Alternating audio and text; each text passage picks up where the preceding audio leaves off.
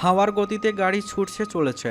গাড়ি ছেড়েছে 5 মিনিটের মতো হবে, কিন্তু এর মধ্যেই হাজারখানেক প্রশ্ন করে ফেলেছে অরিয়ন। কিভাবে হাবিব চৌধুরী মিতার খবর জানতে পারলো? আবরারই বা কেন চট্টগ্রাম থেকে হুট করে ঢাকা চলে আসলো? আর সব কিছু জেনে থাকলে কেনই বা তা অরিয়নকে জানানোর প্রয়োজন মনে করেনি কেউই। কিছু কি বলবি নাকি এভাবে বসে থাকবে? বিরক্ত হয়ে বলে অরিয়ন। তুমি ঢাকাতে চলে আসার পর বাবা ঠিক করেন উনিও ঢাকায় যাবেন। কী কারণে মিতা চলে গেল তা জানতে চাচ্ছিলাম না। বলে আবরার। বাবা ঠিক করেছিল পার্কে যাওয়ার 30 মিনিটের মধ্যে তুমি যদি মিতাকে নিয়ে না ফিরো তাহলে উনি জোর করে হলেও মিতাকে নিয়ে আসবে। তোমার কষ্ট আর সহ্য করতে পারছিলেন না বাবা। অরিয়নের দিকে তাকিয়ে বলে আবরার। বাবা যখন পার্কে পৌঁছালেন তখন মিতাকে কারা যেন জোর করে গাড়িতে তুলে নিচ্ছিলেন। কোনো কিছু না ভেবেই তাদের গাড়ির পেছনে ড্রাইভারকে পাঠিয়ে দেন বাবা। এরপর পার্ক থেকে তোমাকে হসপিটালে নিয়ে যায়। তোমাকে হাসপাতালে রেখেই আমাদের কল করেন। আমি আর মা চলে আসতেই বাবা আমাকে সব কিছু খুলে বলেন। আমি সাথে সাথে ছোট চাচ্চুকে সবটা জানাই। এরপর তোমাকে হাসপাতালে রেখেই আমি আর বাবা রওনা দিই মিতার খোঁজ করার উদ্দেশ্যে। তারপর? জিজ্ঞেস করে অরিয়ন। ড্রাইভারের দেওয়া ঠিকানা অনুযায়ী আমরা নারায়ণগঞ্জে পৌঁছাই। মিতাকে একটা নতুন তৈরি করা বিল্ডিংয়ে রাখা হয়েছে। একটা এলাকাটা এখনও জনশূন্য, মানুষের আনাগোনা প্রায় নেই বললেই চলে। তোর একটা রাত অপেক্ষা করলি, পুলিশকে ফোন দিয়ে জানালি না কেন? তাহলে আজ মেয়েতে এখানে থাকতো। রাগ হয়ে বলে অরিয়ন। মিতার ঠিকানায় পৌঁছাতে আমাদের মধ্যরাত হয়ে গেছিল। ওরা কয়েকবার গাড়ি পরিবর্তন করে নিয়ে এসেছে মিতাকে। গাড়িতে 5-6 জনের মতো থাকলে ঘটনাস্থলে গিয়ে দেখতে পাই ওরা সংখ্যায় 20 থেকে 25 জন হবে। 2-4 জনের হাতে অস্ত্র। গতকাল থেকে ওরা বিল্ডিংয়ে আছে। সারা রাতেও বিল্ডিং থেকে বের হয়নি। সকালে অর্ধেকের বেশি লোক বেরিয়ে যেতেই আমরা ঠিক করি মিতাকে ছাড়িয়ে নিয়ে আসব। কিন্তু ওদের মধ্যে একজন কথা বলায় আমরা জানতে পারি এইসব কোনো দুর্ঘটনা বা ছিনতাইকারী কাজ নয়। এরা সকলে ভাড়া করা সন্ত্রাসী। কারো নির্দেশে মিতাকে তুলে এনেছে। কি বলছিস এসব? তাহলে কি ওসব ওরাই করেছে? অবাক হয়ে বলে অরিয়ন। মাথা নাড়িয়ে হ্যাঁ বলে আবরার। বাবা আমাকে আর ছোট চাচুকে পাঠিয়ে দেন। পুলিশের সাহায্য ছাড়া মিতাকে ছাড়িয়ে নেওয়া সম্ভব নয়, তা বুঝতে পারি আমরা। বাবা বুঝতে পারছিলেন দেরি করলে হয়তোবা এর ফলাফল ভালো নাও হতে পারে, তাই আমাকে আর চাচুকে জোর করে পাঠিয়ে দেন। ফ্ল্যাশব্যাক। আজ ভোরবেলা। তুই আর ওয়াহিদ গিয়ে পুলিশ আর আরিয়ানকে সব জানা। আমি এখানে ওদের ওপর চোখ রাখছি। এখানে নেটওয়ার্ক না থাকার কারণে ফোন করা সম্ভব হচ্ছে না। বলেন আতঙ্কিত হাবিব চৌধুরী। কিন্তু ভাইয়া, তোমার এখানে থাকা উচিত হবে না। অরিয়ান থাকুক তোমার সাথে। বলে ওয়াহিদ চৌধুরী। না, সমস্যা নেই, আমি এখানে লুকিয়ে থাকবো। তুই পুলিশের কাছে সরাসরি চলে যাবি। আর আরিয়ান, তুই তুই গিয়ে তুই গিয়ে আরিয়ানকে সবটা বুঝিয়ে বলবি। কিন্তু বাবা, তুমি একা এখানে? কোনো কিন্তু মিন্তু না। এক কাজ দুজনের করতে গেলে খুব দেরি হয়ে যাবে। যত দ্রুত সম্ভব পুলিশ নিয়ে আসো। তুমি সাবধানে থেকো। চিন্তিত আবরার বলে। হুম। বর্তমান চেয়ারে বসে আছেন কবির রহমান, মুখে তার বিজয়ের হাসি। অন্যদিকে অবাক হয়ে কবির রহমানের দিকে তাকিয়ে আছে মিতা। নিজের দু চোখে যেন বিশ্বাস করাতে পারছে না কিছু। কি চাই তোমার? মিতাকে কেন বন্দি করেছো? প্রশ্ন করে হাবিব চৌধুরী। কি চাই তা সবটা তো তোমার জানা হাবিব। নাকি মেয়েকে কষ্ট দিতে চাও না বলে এবারও লুকাবে? ভ্রুকুচকে বলকে থাকেন কবির রহমান। তুমি তুমি আমার আমার নানা ভাই না? এক পা এগিয়ে গিয়ে কাঁপা কাঁপা কণ্ঠে বলে মিতা। এতদিন এতদিন তুমি আমাকে মিথ্যে বলেছিলে। এতদিন মানে? মিতার কাছে গিয়ে বলে হাবিব চৌধুরী। এতদিন তুই এর সাথে ছিলি? প্রশ্ন করে হাবিব চৌধুরী। মিতা কিছু না বলেই করিম রহমানের দিকে তাকিয়ে আছে। করিম রহমান আগ্রহ নিয়ে মিতা আর হাবিব চৌধুরীকে দেখছে। মনে হচ্ছে তার সামনে কোনো নাট্য মঞ্চ চলছে। মিতা কিছু না বলে মাথা নিচু করে ফেলে। মনে হচ্ছে বাংলা সিনেমা দেখছি, তাই না জসিম? হাসতে হাসতে বলে কবির রহমান। কবির রহমানের কথাটা বলতেই রুমের সকলে একযোগে হাসতে শুরু করে। ওই ওদের আপ্যায়ন করা ভালো করে। কথাটা বলতেই কয়েকজন গিয়ে মিতা আর হাবিব চৌধুরীকে ধরে ফেলে। চেষ্টা করে লাভ নেই জেনে চুপ করে রইল হাবিব চৌধুরী। কিছুক্ষণের মধ্যেই চেয়ারে বেঁধে ফেলা হয় মিতা আর হাবিব চৌধুরীকে। নাও নানা ভাই, এখানে সাইনটা করে ফেলো। মিতার দিকে দলিল এগিয়ে দিয়ে বলে কবির রহমান। রাগে ঘৃণায় মিতা তীক্ষ্ণ দৃষ্টিতে কবির রহমানের দিকে তাকিয়ে থাকলো। থু। কোনো জবাব না দিয়েই কবির রহমানের মুখে থুথু নিক্ষেপ করে মিতা। সাথে সাথে চর মারে কবির রহমান। তোরে তো কবির রহমানের কথা শেষ হওয়ার আগেই মোবাইলে কল বাজতে শুরু করে। মোবাইলের স্ক্রিনে তাকিয়েই মুচকি হাসি দেন কবির রহমান। হ্যালো এমপি সাহেব। কল রিসিভ করে কথা বলতে বলতে রুম থেকে বেরিয়ে যায় কবির রহমান। থাপ্পড়ের কারণে মিতার ঠোঁটের ক্ষত স্থান থেকে রক্ত পড়তে শুরু করেছে। চোখের কোণে পানি। ব্যথার চাইতেও ধোকা খাওয়ার কষ্ট যেন মানতে পারছে না মিতা। উনি যে আমার নানা ভাই না, তা কিভাবে জানলে তুমি? নিচের দিকে তাকিয়ে প্রশ্ন করে মিতা। তোর জন্মের আগে একবার তোর মার সাথে গিয়েছিলাম তোর নানু বাড়ি। তোর বাবা মার ভালোবাসার বিয়েটা উনি মেনে নিতে পারেনি। ওয়াসিমের অভিভাবক হিসেবে গিয়েছিলাম তাকে রাজি করাতে, কিন্তু উনি কিছুই শুনতে চাচ্ছিলেন না। কবির রহমানের সাথেই ছিল করিম রহমান। তোর মা জানালেন করিম রহমান তার সৎ চাচা। তারপর তোর 18তম জন্মদিনের আগে আমরা জানতে পারি তোর নানার আর এই পৃথিবীতে নেই। মৃত্যুর আগে তার সব সম্পত্তি তোর নামে লিখে দিয়ে গেছে। ও। মিতার চোখ দিয়ে অঝরে পানি পড়ে যাচ্ছে। কিছুদিন পর থেকেই আমরা লক্ষ্য করি তোর ওপর বিভিন্ন অ্যাটাক হতে থাকে, যা প্রথমে দুর্ঘটনা মনে করলেও পরে লক্ষ্য করতে পারি দুর্ঘটনা বিপদ। কথাগুলো বলে একটু থামে হাবিব চৌধুরী। আমরা তোর নিরাপত্তার জন্য যা যা প্রয়োজন ছিল সবটাই করেছি, তুই কখনো বুঝতে দেয়নি। এরপর একদিন কুরিয়ারে আমাদের কাছে একটা উইল আসলো।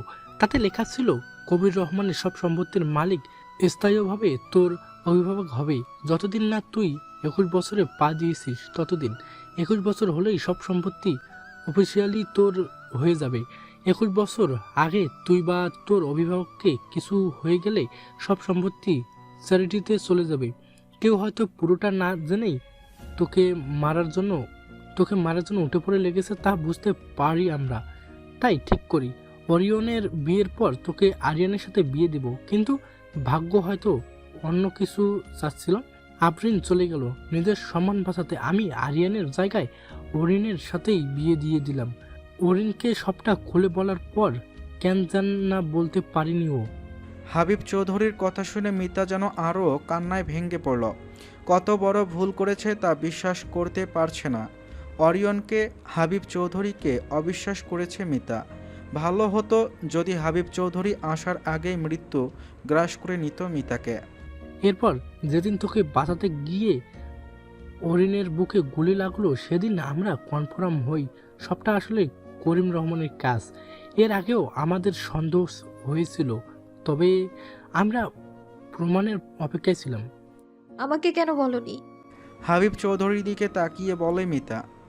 জানি না, তবে চাচ্ছিলাম না তুই নিজেকে সব কিছুর জন্য দোষারোপ করিস। নিজের মা বাবার মৃত্যুর জন্য নিজেকে অলক্ষ্মী ভাবতিস তুই। তার উপর অহনার বিষয়টাও জেনে গিয়েছিলি। তো ছোট মনে এত কষ্ট দিতে চাচ্ছিলাম না আমরা কেউ। মিতা কষ্টে নিচের দিকে তাকিয়ে নিজের ঠোঁট কামড়ে ধরে। কী করলে এই অপরাধবোধ থেকে বেঁচে ফিরবে তা জানে না। কত বড় পাপ করেছে মিতা, তাই বুঝতে পারছে। এই জন্যেই হঠাৎ আমায় খুন করার আইডিয়া বাদ দিয়ে নিজের কাছে নিয়ে গেলে, যেন সব সম্পত্তি আমি নিজে থেকে তার নামে লিখে দিই। কঠোর কণ্ঠে বলে মিতা। তোর উচিত ছিল আমাদের জিজ্ঞেস করা। মন খারাপ করে বলে হাবিব চৌধুরী। আমি জিজ্ঞেস করেছিলাম তোমাকে, তুমি বলেছিলে এই নামে কাউকে চেনো না। কারণ আমি রাখছিলাম তোর নানার উপর। ওয়াসিম আর সুমাইয়ার মৃত্যুর খবর শুনেও তিনি আসেননি একটি বার, তাই না বলেছিলাম। আর আমি বাবাকেও জিজ্ঞেস করেছিলাম, উনি বলেছেন নানা ভাইয়ের নাম কবির রহমান। ভুল তো বলেনি, তোর বোঝায় ভুল ছিল। হ্যাঁ, আমার বিশ্বাসের এত বড় সুযোগ নেবে তা আমি বুঝতে পারিনি। মায়ের সাথে ওনার ছবি দেখে বিশ্বাস করে ফেলেছিলাম আমি। যা হয়েছে তো হয়েছে, এখন শুধু দোয়া কর ওরা কিছু করে ফেলার আগেই যেন পুলিশকে নিয়ে আরিয়ান চলে আসতে পারে, বলে হাবিব চৌধুরী। খালি এক মাঠের প্রান্তে এসে গাড়ি থামায় আবরার। এখানে কেন রাখলে? আশেপাশে কিছু দেখতে না পেয়ে বলে অরিয়ন। এখান থেকে হেঁটে যেতে হবে, তা না হলে ওরা বুঝে যাবে।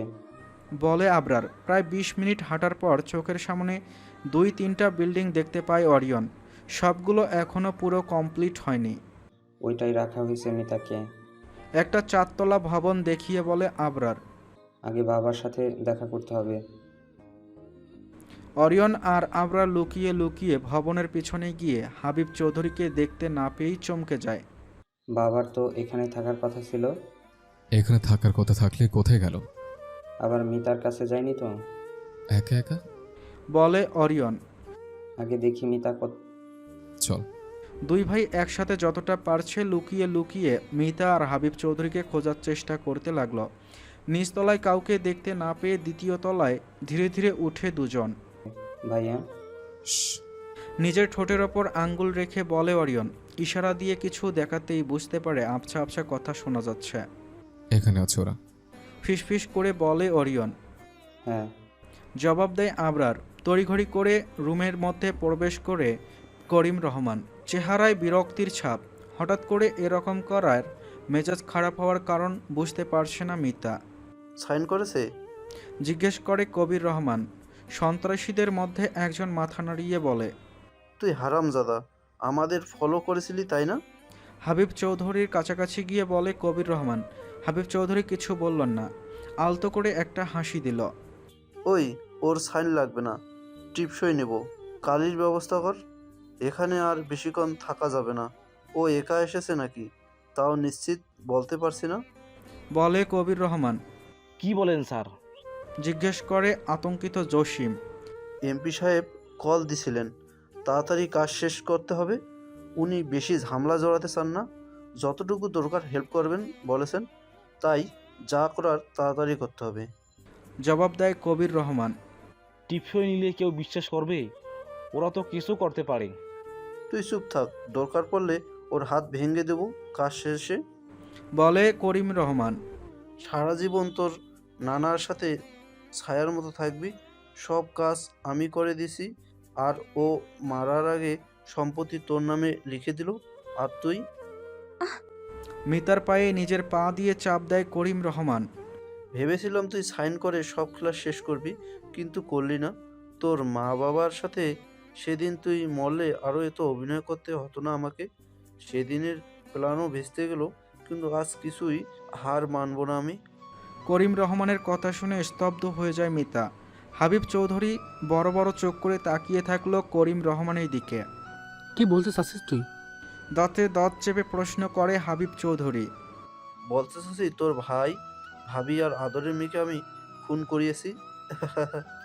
কথাটা বলেই হাসতে থাকে করিম রহমান। করিম! চিৎকার করে ওঠে হাবিব চৌধুরী। চেষ্টা করেও হাতের বাঁধন ছাড়াতে পারছেন না। ভাইয়া, চাচ্চু কল করেছে। ফিসফিস করে বলে হাবিব চৌধুরী। আবরারের হাত থেকে মোবাইল নিয়ে এক কোণায় চলে যায় দুজনে। রিসিভ করে কানে ধরে অরিয়ন। হ্যাঁ চাচু, বলো কোথায় তুমি? ফিসফিস করে বলে অরিয়ন। ঠিক আছে, আমরা দোতলে আছি। কি বলে? প্রশ্ন করে আবরার। পুলিশ ফোর্স নিয়ে চাচা চলে এসছে, ওরা হেঁটে আসতেছে, তা না হলে ওরা সাবধান হয়ে যেতে পারে, তাই। ওকে। আহা চাচু। হঠাৎ করে মিতার চিৎকার শুনতে পায় আবরার ও অরিয়ন। সাথে সাথেই কোনো কিছু না ভেবে দৌড়ে তৃতীয় তলায় উঠে যায় দুই ভাই। মিতার চিৎকার শুনে বুকের মধ্যে ভয় কাজ করছে দুজনের।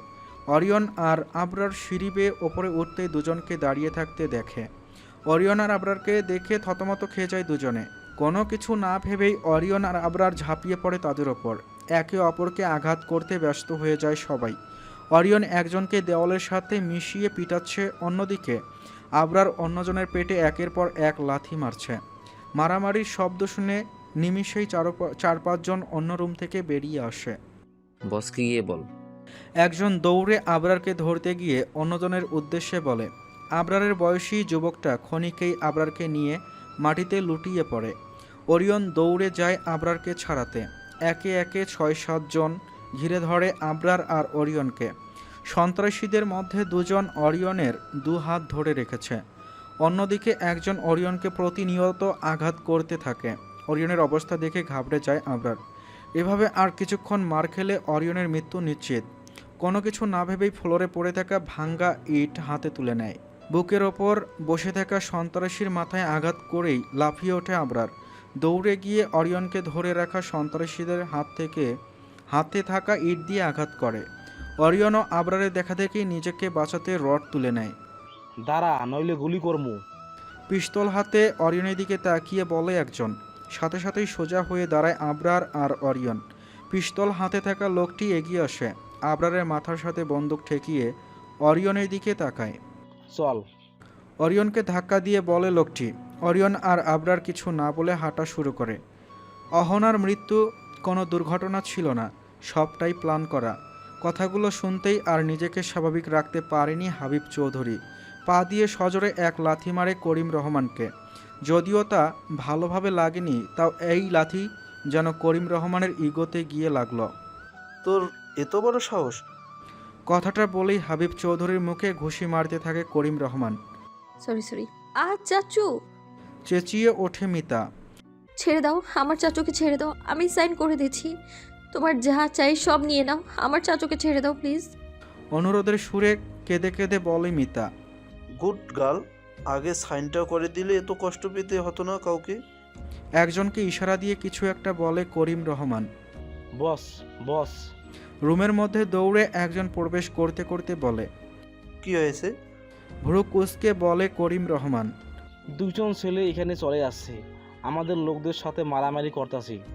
আপনি বললে ওদের জানে খতম করে দেই। অরিয়ন আর আবরার।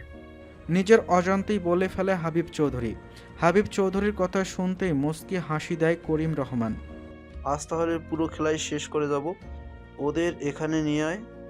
ওকে বস। আবরার আর অরিয়ন রুমের মধ্যে প্রবেশ করতেই থমকে দাঁড়ায়।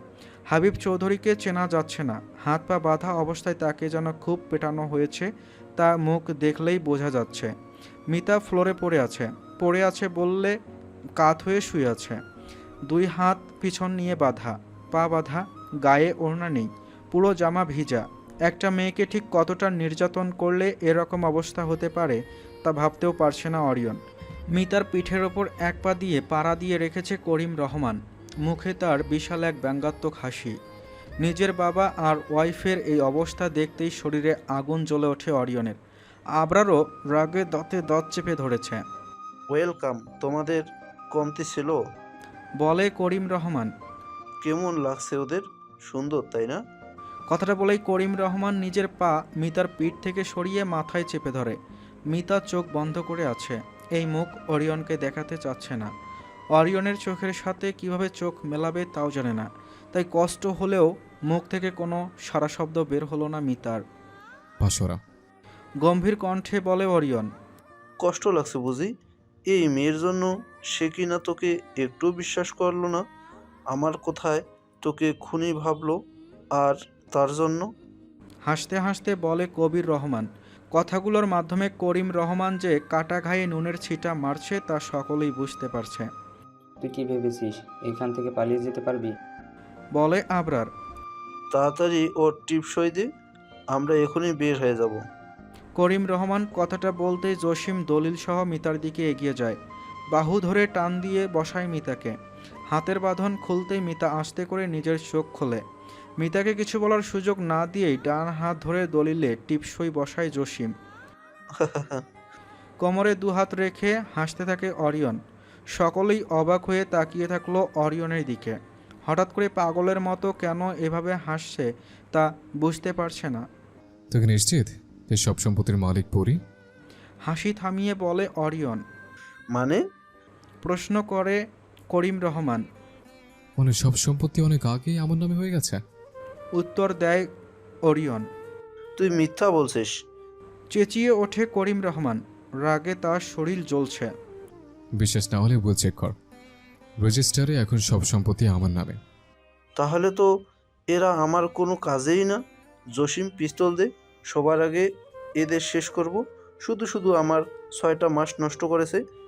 দাঁত কিরমির করতে করতে বলে করিম রহমান। জসিম পিস্তল এগিয়ে দিতেই করিম রহমান গিয়ে মিতার কাছাকাছি দাঁড়ায়। অরিয়ন মুখটা ফ্যাকাশে হয়ে গেছে। এতক্ষণে তো পুলিশের পৌঁছে যাওয়ার কথা ছিল, তাও কেন আসছে না তা বুঝতে পারছে না। আগে কাকে শেষ করব বল? তোর বাপ নাকি তোর বউ? তোর যা চাই সব আমি দিয়ে দেব, ওদের ছেড়ে দে। বলে অরিয়ন। সেটা তো আমি নেবই, তবে আজ এক মজার খেলা খেলবো। দেখবো তোর কাজে কে বড়। বাপ নাকি বউ? ভালো করে ভাব। বাপ মরলে বাপ পাবি না, কিন্তু বউ মরলে বউ পাবি। হাসতে হাসতে বলে জসিম। আমাকে মার, ওদের যেতে দে। হাবিব চৌধুরী বলে। না না না, চাচুকে ছেড়ে দাও, আমাকে মারো, সব দোষ আমার, আমাকে মারো। বলে মিতা। এ তো পুরোই বাংলা সিনেমা। হাসতে হাসতে বলে করিম রহমান। যাহ, আমি ঠিক করি কে আগে মরবে। তুই। মিতার মাথায় পিস্তল ঠেকিয়ে বলে করিম রহমান। হাবিব চৌধুরী, আবরার ও অরিয়ন সকলেই করিম রহমানের দিকে তাকিয়ে আছে। মিতার মুখ দেখে মনে হচ্ছে কথাটা শুনে শান্তি পেয়েছে মিতা। চোখ বন্ধ করে অপেক্ষা করছে সব কিছু শেষ হওয়ার জন্য। মিতার মুখে শান্তির প্রতিচ্ছবি দেখে দাঁতে দাঁত চেপে ধরে অরিয়ন। হঠাৎ করেই অরিয়ন কোনো কিছু না ভেবেই দৌড়ে গিয়ে করিম রহমানের হাত ধরে ফেলে। অরিয়নকে দৌড় দিতে দেখেই ঘুরে পিছনে থাকা লোকটাকে ধাক্কা দেয় আবরার। সাথে সাথেই ব্যালেন্স হারিয়ে নিচে পড়ে যায় লোকটি। সিটকে কিছুটা দূরে পড়ে বন্দুক। সিটকে পড়া বন্দুক নিতে দৌড় দেয় আবরার। গুলি করার জন্য প্রস্তুত থাকা করিম রহমানের হাত ধরতেই তা অন্যদিকে ঘুরে যায়। অরিয়ন আর করিম রহমান হাত পাই করতেই রুমের মধ্যে থাকা কয়েকজন দৌড়ে অরিয়নকে ধরে টানতে থাকে। বাকি কয়েকজন যায় আবরারকে ধরতে। আবরার বন্দুক হাতে দিতেই মাটিতে পড়ে থাকা লোকটিও দৌড়ে গিয়ে বন্দুক ধরে ফেলে। দুজনে মিলে বন্দুক ধরে উঠে দাঁড়ায়। টানাটানি করতে থাকে দুজনেই। মিতা আতঙ্কিতভাবে সব কিছু দেখছে। হাবিব চৌধুরী আর মিতা অসহায়ের মতো তাকিয়ে আছে। যদিও হাবিব চৌধুরী নিজের হাতের বাঁধন খোলার চেষ্টা করছে, তাও খুলতে সফল হচ্ছে না। আহ, এত কিছুর মধ্যে হঠাৎ করেই ফায়ারিংয়ের শব্দ শুনতেই সব কিছু স্তব্ধ হয়ে যায়। অরিয়ন বন্দুক ধরা অবস্থাতেই পিছনের দিকে ফিরে তাকায়। আরিয়ান ভাইয়া। চিৎকার করে ওঠে মিতা। অরিয়ন আর করিম রহমানের হাতাপাইতে ট্রিগারের চাপ পড়তেই গুলি গিয়ে আঘাত করে অরিয়নের উরুতে। বন্দুক ধরে রাখা অবস্থায় গুজিয়ে পড়ে আবরার। হাতে থাকা বন্দুকের টান অনুভব করতেই শক্ত করে চেপে ধরে বন্দুক। আবারও ফায়ারিংয়ের শব্দ হয়। আয়া, আবারও চিৎকার করে ওঠে মিতা। এবার আর অরিয়নের সাহস হচ্ছে না আবরারের দিকে তাকানোর। নিজের শরীরে যেন আপনা আপনি দুর্বল হয়ে যাচ্ছে। তাও মাথা তুলে আবরারের দিকে তাকাতেই চোখ বড় বড় হয়ে যায় অরিয়নের। আবরার অবাক দৃষ্টিতে আগে থেকেই অন্যদিকে তাকিয়ে আছে। গুলি আবরারের গায়ে লাগেনি। পরক্ষণেই চোখ যায় চেয়ারে বসে থাকা হাবিব চৌধুরীর দিকে। হাবিব চৌধুরীর পেটে গিয়ে লেগেছে। আবরার আর বন্দুক ধরে রাখা লোকের টানাটানি এবার গুলি ছুড়ছে এই বন্দুক থেকে, যা গিয়ে আঘাত করছে হাবিব চৌধুরীকে। হাবিব চৌধুরী গুলি লাগার সাথে সাথেই সেন্স হারিয়ে ফেলেছে। বয়স্ক শরীর এত টর্চার, এর পাশাপাশি বন্দুকের গুলি সহ্য করতে পারেনি। মুখ দিয়ে লালার মতো করে রক্ত পড়তে শুরু করেছে হাবিব চৌধুরীর। চাচু। বাবা। একই সাথে অরিয়ন আর আবরার চেঁচিয়ে ওঠে। নিজের বাবার এই অবস্থা দেখে ব্যালেন্স হারিয়ে ফেলে দুজনেই। সাথে সাথেই বন্দুক ধরে রাখা দুজনের ধাক্কা দেয় দুই ভাইকে। কুত্তার বাচ্চা। মাটিতে পড়ে থাকা অরিয়নকে গালি দেয় করিম রহমান, হাতে তার বন্দুক। না না না, ওকে ছেড়ে দাও, ওদের ছেড়ে দাও, আমি সব লিখে দিব, আমাকে মেরে ফেলো, ওদের ছাড়ো প্লিজ। অনুরোধের সুরে কেঁদে কাটতে থাকে মিতা। হাত পা বাঁধা থাকার কারণে অরিয়নের কাছেও দৌড়ে যেতে পারছে না মিতা। উরু বেয়ে রক্ত পায়ের পাতাতে চলে এসেছে আবরারের। যেখানে অরিয়ন আর আবরার 20 মিনিটে এখানে চলে পেরেছে, সেখানে পুলিশ কেন এত সময় লাগছে তা বুঝতে পারছে না আবরার। তবে কি আজ কেউই বেঁচে ফিরতে পারবে না? সবার আগে তোকেই শেষ করব। বাপ আর ভাইকে তো নিজেরাই করলি শেষ। বন্দুক অরিয়নের দিকে তাক করে বলে করিম রহমান। মিতার আহাজারি কেউ যেন শুনতেই পারছে না। অরিয়নের দৃষ্টি আটকে আছে জ্ঞানহারা হাবিব চৌধুরীর দিকে। আবার ফায়ারিং হয়। রিয়ন। ভাইয়া। একসাথে রুহু কাঁপানোর মতো করে চিৎকার করে ওঠে মিতা আর আবরার। আবারও ফায়ারিং হয়। কবির রহমান মাটিতে লুটিয়ে পড়ে। আবরারের পাশে বন্দুক নিয়ে দাঁড়িয়ে থাকা লোকটিও মাটিতে পড়ে যায়। অস্ত্রহীন সকলেই ভয়ে হাত উপরে উঠিয়ে আত্মসমর্পণ করে। পুলিশ এসে পৌঁছেছে। ওয়াহিদ চৌধুরী পুলিশের পিছনেই দাঁড়িয়ে আছে। আজ একটুর জন্য মরতে গিয়েছিল। করিম রহমান মাটিতে লুটিয়ে পড়তেই অরিয়ন দ্রুত উঠে দাঁড়ায়। দৌড়ে যায় হাবিব চৌধুরীর দিকে। ইচ্ছে করছে করিম রহমানকে জ্যান্ত মাটিতে পুঁতে ফেলতে, কিন্তু এখন হাবিব চৌধুরী আর আবরারের চাইতে কেউ বেশি গুরুত্বপূর্ণ নয় ভেবেই সরে যায় অরিয়ন। বাবা, বাবা, বাবা, কথা বলো। বাবা। বলে আবরার। আরিয়ান, তোর অবস্থাও তো ভালো না। চাচু। পুলিশ ফোর্সের সবাই এক একজনকে ধরতে ব্যস্ত। সকলের হাতে রাইফেল। ওয়াহিদ চৌধুরী মিতার হাতের বাঁধন খুলতে ব্যস্ত। অরিয়নের ডাক শুনতেই ঘুরে তাকায় ওয়াহিদ চৌধুরী। ভয় পাস না, ফায়ারিংয়ের শব্দ শুনতেই আমরা অ্যাম্বুলেন্সে কল করেছি, কিছুক্ষণের মধ্যেই চলে আসবে। অরিয়ন দ্রুত হাবিব চৌধুরীর শরীর থেকে বাঁধন খুলে তাকে নিজের কোলে তুলে নেয়। দুজন পুলিশ এসে আবরারকে ধরে। মিতা আর ওয়াহিদ চৌধুরী অরিয়নের পিছন পিছন হাঁটছে। মিতা খুঁড়িয়ে খুঁড়িয়ে হাঁটছে। সবগুলো গুলি মিতার গায়ে লাগলে হয়তো নিজের পাপের ফল ভোগ করতে পারত মিতা, কিন্তু এখন নিজেকে আরও বেশি পাপী মনে হচ্ছে মিতার। হাবিব চৌধুরী আর আবরারের অবস্থার জন্য একমাত্র দায়ী মিতা। ওয়াহিদ চৌধুরী মেয়ের মায়ায় মেয়েকে কিছুই বলল না, উল্টো বুকে জড়িয়ে ধরেছে। অরিয়ন দ্রুত বিল্ডিং থেকে বেরিয়ে যায় হাবিব চৌধুরীকে নিয়ে। বিল্ডিংয়ের সামনেই দাঁড়িয়ে আছে অ্যাম্বুলেন্স। তাড়াতাড়ি করে তাতে উঠে যায় অরিয়ন আর আবরার।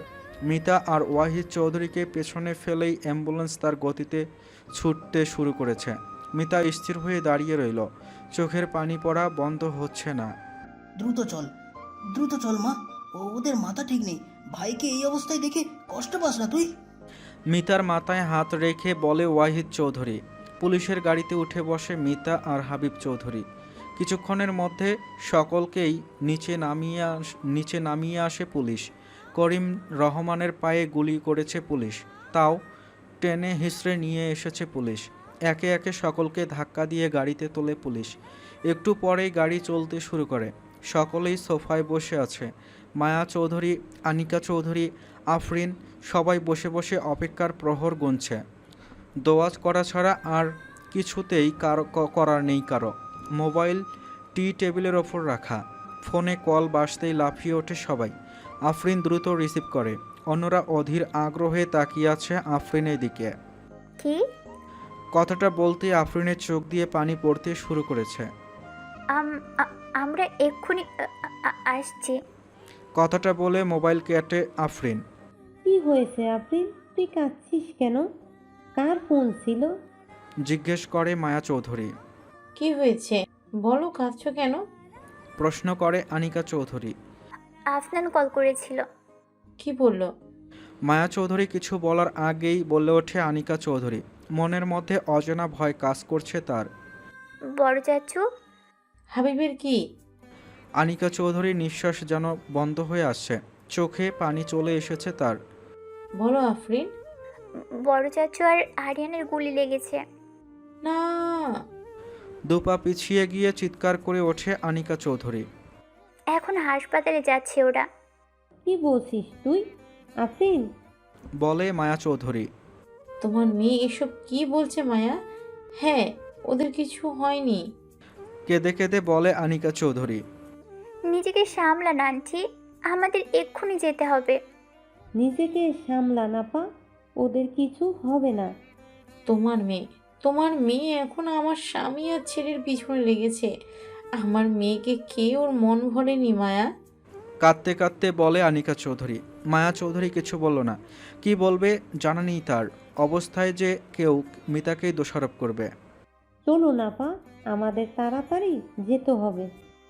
ওদের কিছু হলে আমি তোমার মেয়েকে কোনো দিনও ক্ষমা করব না মায়া। চলো না পা।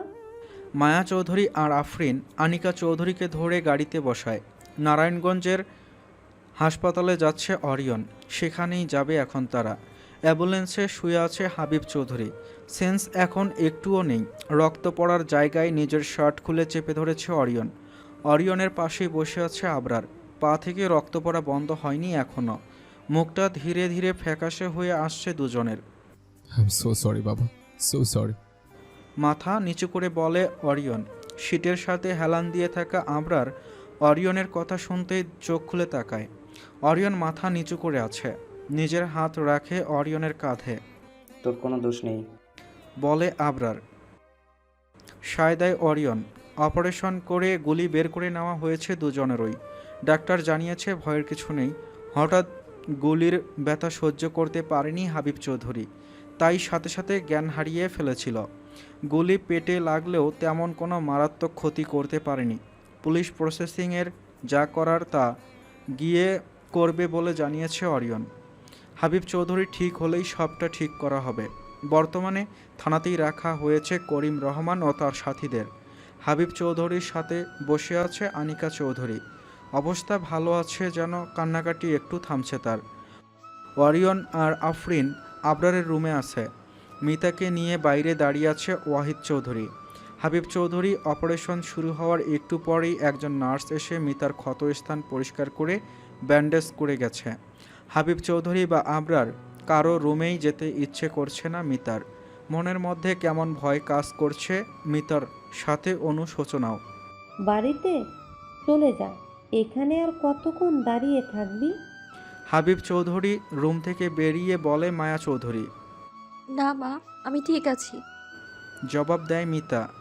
কিছু ভুল আমাদের হুঁশ ফিরিয়ে আনে, হিতাহিত জ্ঞান ফিরিয়ে আনে। মনে করিস এটা তোর জন্য সেরকম একটা ঘটনা ছিল?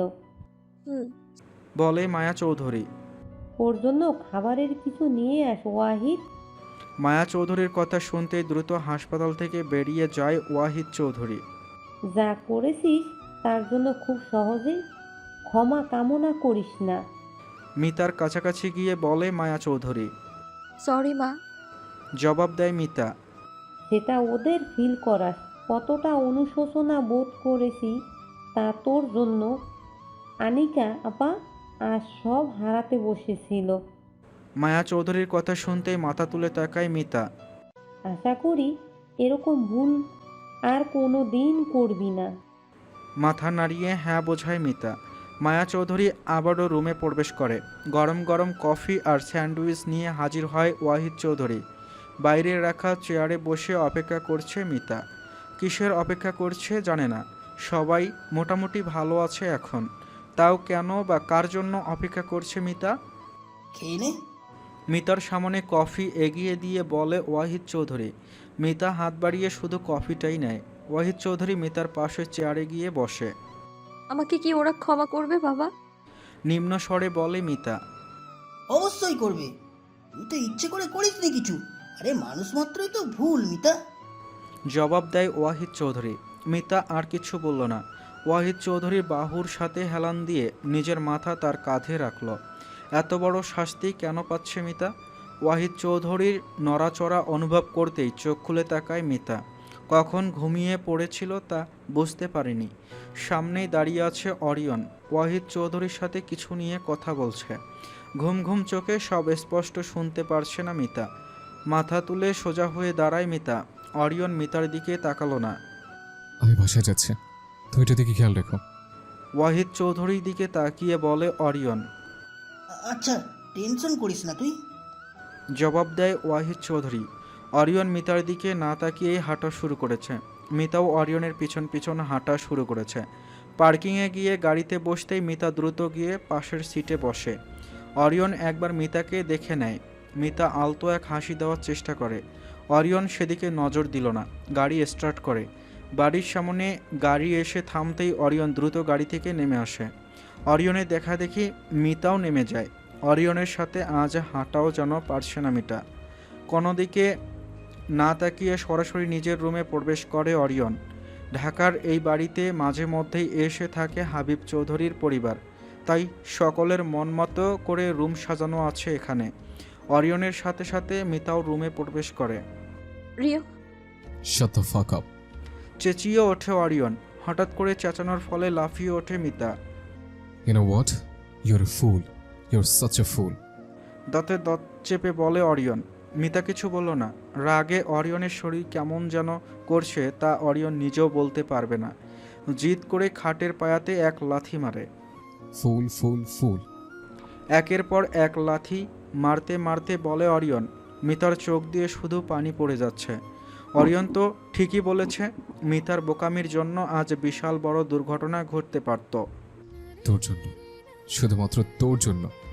কথাটা বলেই ড্রেসিং টেবিলের সামনে থাকা টুল ধরে আছাড় মারে অরিয়ন। তোর জন্য, তোর জন্য। আছাড় মারতে মারতে বলে অরিয়ন। রিয়ন। কাপা কাপা কণ্ঠে বলে মিতা। মিতার কণ্ঠ শুনে অরিয়নের রাগ যেন আকাশ ছিল। মিতার দিকে অগ্নি দৃষ্টিতে তাকায় অরিয়ন। দু কদমে মিতার কাছাকাছি গিয়ে দাঁড়িয়ে মিতার বাহু শক্ত করে ধরে বলে। ব্যথায় শব্দ করে ওঠে মিতা। তোকে আমি এত ভালোবেসেছি, আর তুই তুই আর তোর বোকামের জন্য আমি আজ আমার বাবাকে, আমার ভাইকে হারাতাম। গম্ভীর কণ্ঠে বলে অরিয়ন। তোর কারণে আজ আমার বাপ ভাই মরতে বসছিল, শুধুমাত্র তোর বেশি বোঝার বোকামের কারণে। আবারও বলে অরিয়ন। মিতা কিছু বলছে না, চোখ দিয়ে শুধু পানি পড়ে যাচ্ছে। সত্যি কথা কি জানিস? কথাটা বলে একটু থামে অরিয়ন। তুই আমার ভালোবাসার যোগ্য না। মিতার চোখের দিকে তাকিয়ে বলে অরিয়ন। রিয়ন, অবাক হয়ে বলে মিতা। তুই আমার ভালোবাসার যোগ্য না। তোর বোকামের কারণে দুটো মানুষ তাদের প্রাণ হারাতে বসছিল। বাবা ছোটবেলা থেকে তোকে এত আদর করেছে, কখনো ভাইয়ের মেয়ে বলে তোকে অবহেলা করেনি। হারিয়ান তোকে কতটা স্নেহ করে সব ভুলে গেলি তুই? তোর ভুলের জন্য কি হতে যাচ্ছিল একবার ভেবেছিস তুই? বলে অরিয়ন। সরি, আমি বুঝতে পারিনি। আমি তো শুধু বিশ্বাস করেছিলাম। বিশ্বাস? কাকে করেছিলে বিশ্বাস? 2-3 আশায় লোককে? তাচ্ছিল্যর সুরে বলে অরিয়ন। আর আমাদের কি করলি তুই? তোর সাথে তো আমাদের সম্পর্ক জন্ম থেকে। প্রশ্ন করে অরিয়ন। মিতা কিছু বলল না, বলার মতো কোনো ভাষা নেই মিতার। ঠিকই তো বলেছে অরিয়ন। নিচের দিকে তাকিয়ে রইল মিতা। ভালোবাসার সম্পর্কে এভাবে চলে না, স্বামী স্ত্রীর সম্পর্কে এভাবে চলে না পরি। রিয়ন, আমি বুঝতে পারিনি উনি আমাকে এভাবে ধোকা দিবে। কান্না বন্ধ করতে চেষ্টা করতে করতে বলে মিতা। আমি তাকে বিশ্বাস করেছিলাম। হেসকি দিতে দিতে বলে মিতা। এই বিশ্বাসটা তুই আমাকে করতে পারতি, তুই আমাকে জিজ্ঞেস করতে পারতি। সেদিন আমি যখন তোকে আমার অনুভূতির কথা খুলে বলেছিলাম, তখন তুই আমাকে প্রশ্ন করতে পারতি পরি। জানি না আমার কি হয়েছিল সেদিন, তুমি আর চাচু একা একা। কথাগুলো মিতার গলায় আটকে আসে, ঠিক মতো বলতেও পারছে না। একা কি যেন বলেছিলে তোমরা। এরপরই আমাকে ভালোবাসি বললে। আমি ভেবেছিলাম তুমি মিথ্যে বলছো, হয়তো কিছু প্ল্যান করছো তোমরা। আমরা ঠিক করেছিলাম সবকিছু তোকে জানাবো, আর সেটা নিয়েই কথা বলছিলাম আমরা। হাসি দিয়ে মিতাকে দূরে ঠেলে দেয় অরিয়ন। রিয়ন, অরিয়নকে স্পর্শ করার চেষ্টা করতে এগিয়ে যায় মিতা, হাত ছাড়িয়ে নেয় অরিয়ন। রিয়ন, অরিয়নের হাত ধরে মিতার দিকে ফেরায় অরিয়নকে। যখন থেকে বুঝতে শিখেছি তোমাকে ভালোবাসি, তখন থেকে শুধু অপেক্ষায় ছিলাম তোমার মুখ থেকে তা শোনার। অরিয়নের হাত শক্ত করে ধরে বলে মিতা। সেদিন তুমি হঠাৎ করেই ভালোবাসি বললে। যখন আমাকে বোঝানো হলো চাচু সব করেছে শুধুমাত্র টাকার জন্য, চাচুর সাথে তোমার এত ঘনিষ্ঠ সম্পর্ক, আবার দুজনে একা কি যেন বললে, তাই আমি বিশ্বাস করতে পারিনি তোমায়। অরিয়নের দিকে তাকিয়ে নিজের মনের কথা খুলে বলে মিতা। স্বামী স্ত্রীর সম্পর্কে এমন একটা সম্পর্ক যেখানে সন্দেহ বা কোনো প্রশ্ন উঠলে তাই সরাসরি কথা বলে সমাধান করতে হয়। মনে মনে রেখে কিছুই ঠিক হয় না, উল্টে সে সম্পর্ক নষ্ট হয়ে যায়। স্বামী হিসেবে না হয় বাদে দিলাম, কিন্তু আমি না তোর বেস্ট ফ্রেন্ড ছিলাম। সেই হিসেবে তুই কি আমাকে কিছু জিজ্ঞেস করেছিলে, কথা বলেছিলে আমার সাথে? মিতার থেকে নিজের হাত সরিয়ে নিয়ে বলে অরিয়ন। মাথা নাড়িয়ে না বলে মিতা। তোকে ছাড়া 6টা মাস আমি কিভাবে কাটিয়েছি তা শুধুমাত্র আমি জানি। আর যখন তোর সাথে দেখা হলো তখন আবারও মিথ্যে বললি তুই। তখন কি পারতি না সবটা খুলে বলতে? রিয়ন, সবার মনে কষ্ট দিয়েছিস তুই। রিয়ন, আমার মনে কষ্ট দিয়েছিস তুই। সরি। অরিয়ন মিতার দিকে কিছুক্ষণ তাকিয়ে রইল, কিছু বলতে চেয়েও যেন মুখ দিয়ে কিচ্ছু বের হচ্ছে না। মিতার অবস্থাও যে ভালো না তা স্বচক্ষে দেখতে পারছে অরিয়ন। তবে মিতা আজ যে ভুল করেছে তার জন্য অরিয়নের কি করা উচিত তা অরিয়ন বুঝতে পারছে না। গুলিগুলো যদি ওদের গায়ে না লেগে অরিয়নের গায়ে লাগতো তাহলে হয়তো অরিয়ন বিনা দ্বিধায় মিতাকে মাফ করে দিত।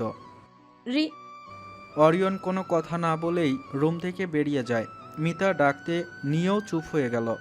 অরিয়ন রুম থেকে বের হওয়া মাত্রই কান্নায় ভেঙে পড়ে, মাটিতে বসে নিজের হাত দিয়ে কপাল ধরে কাঁদতে থাকে।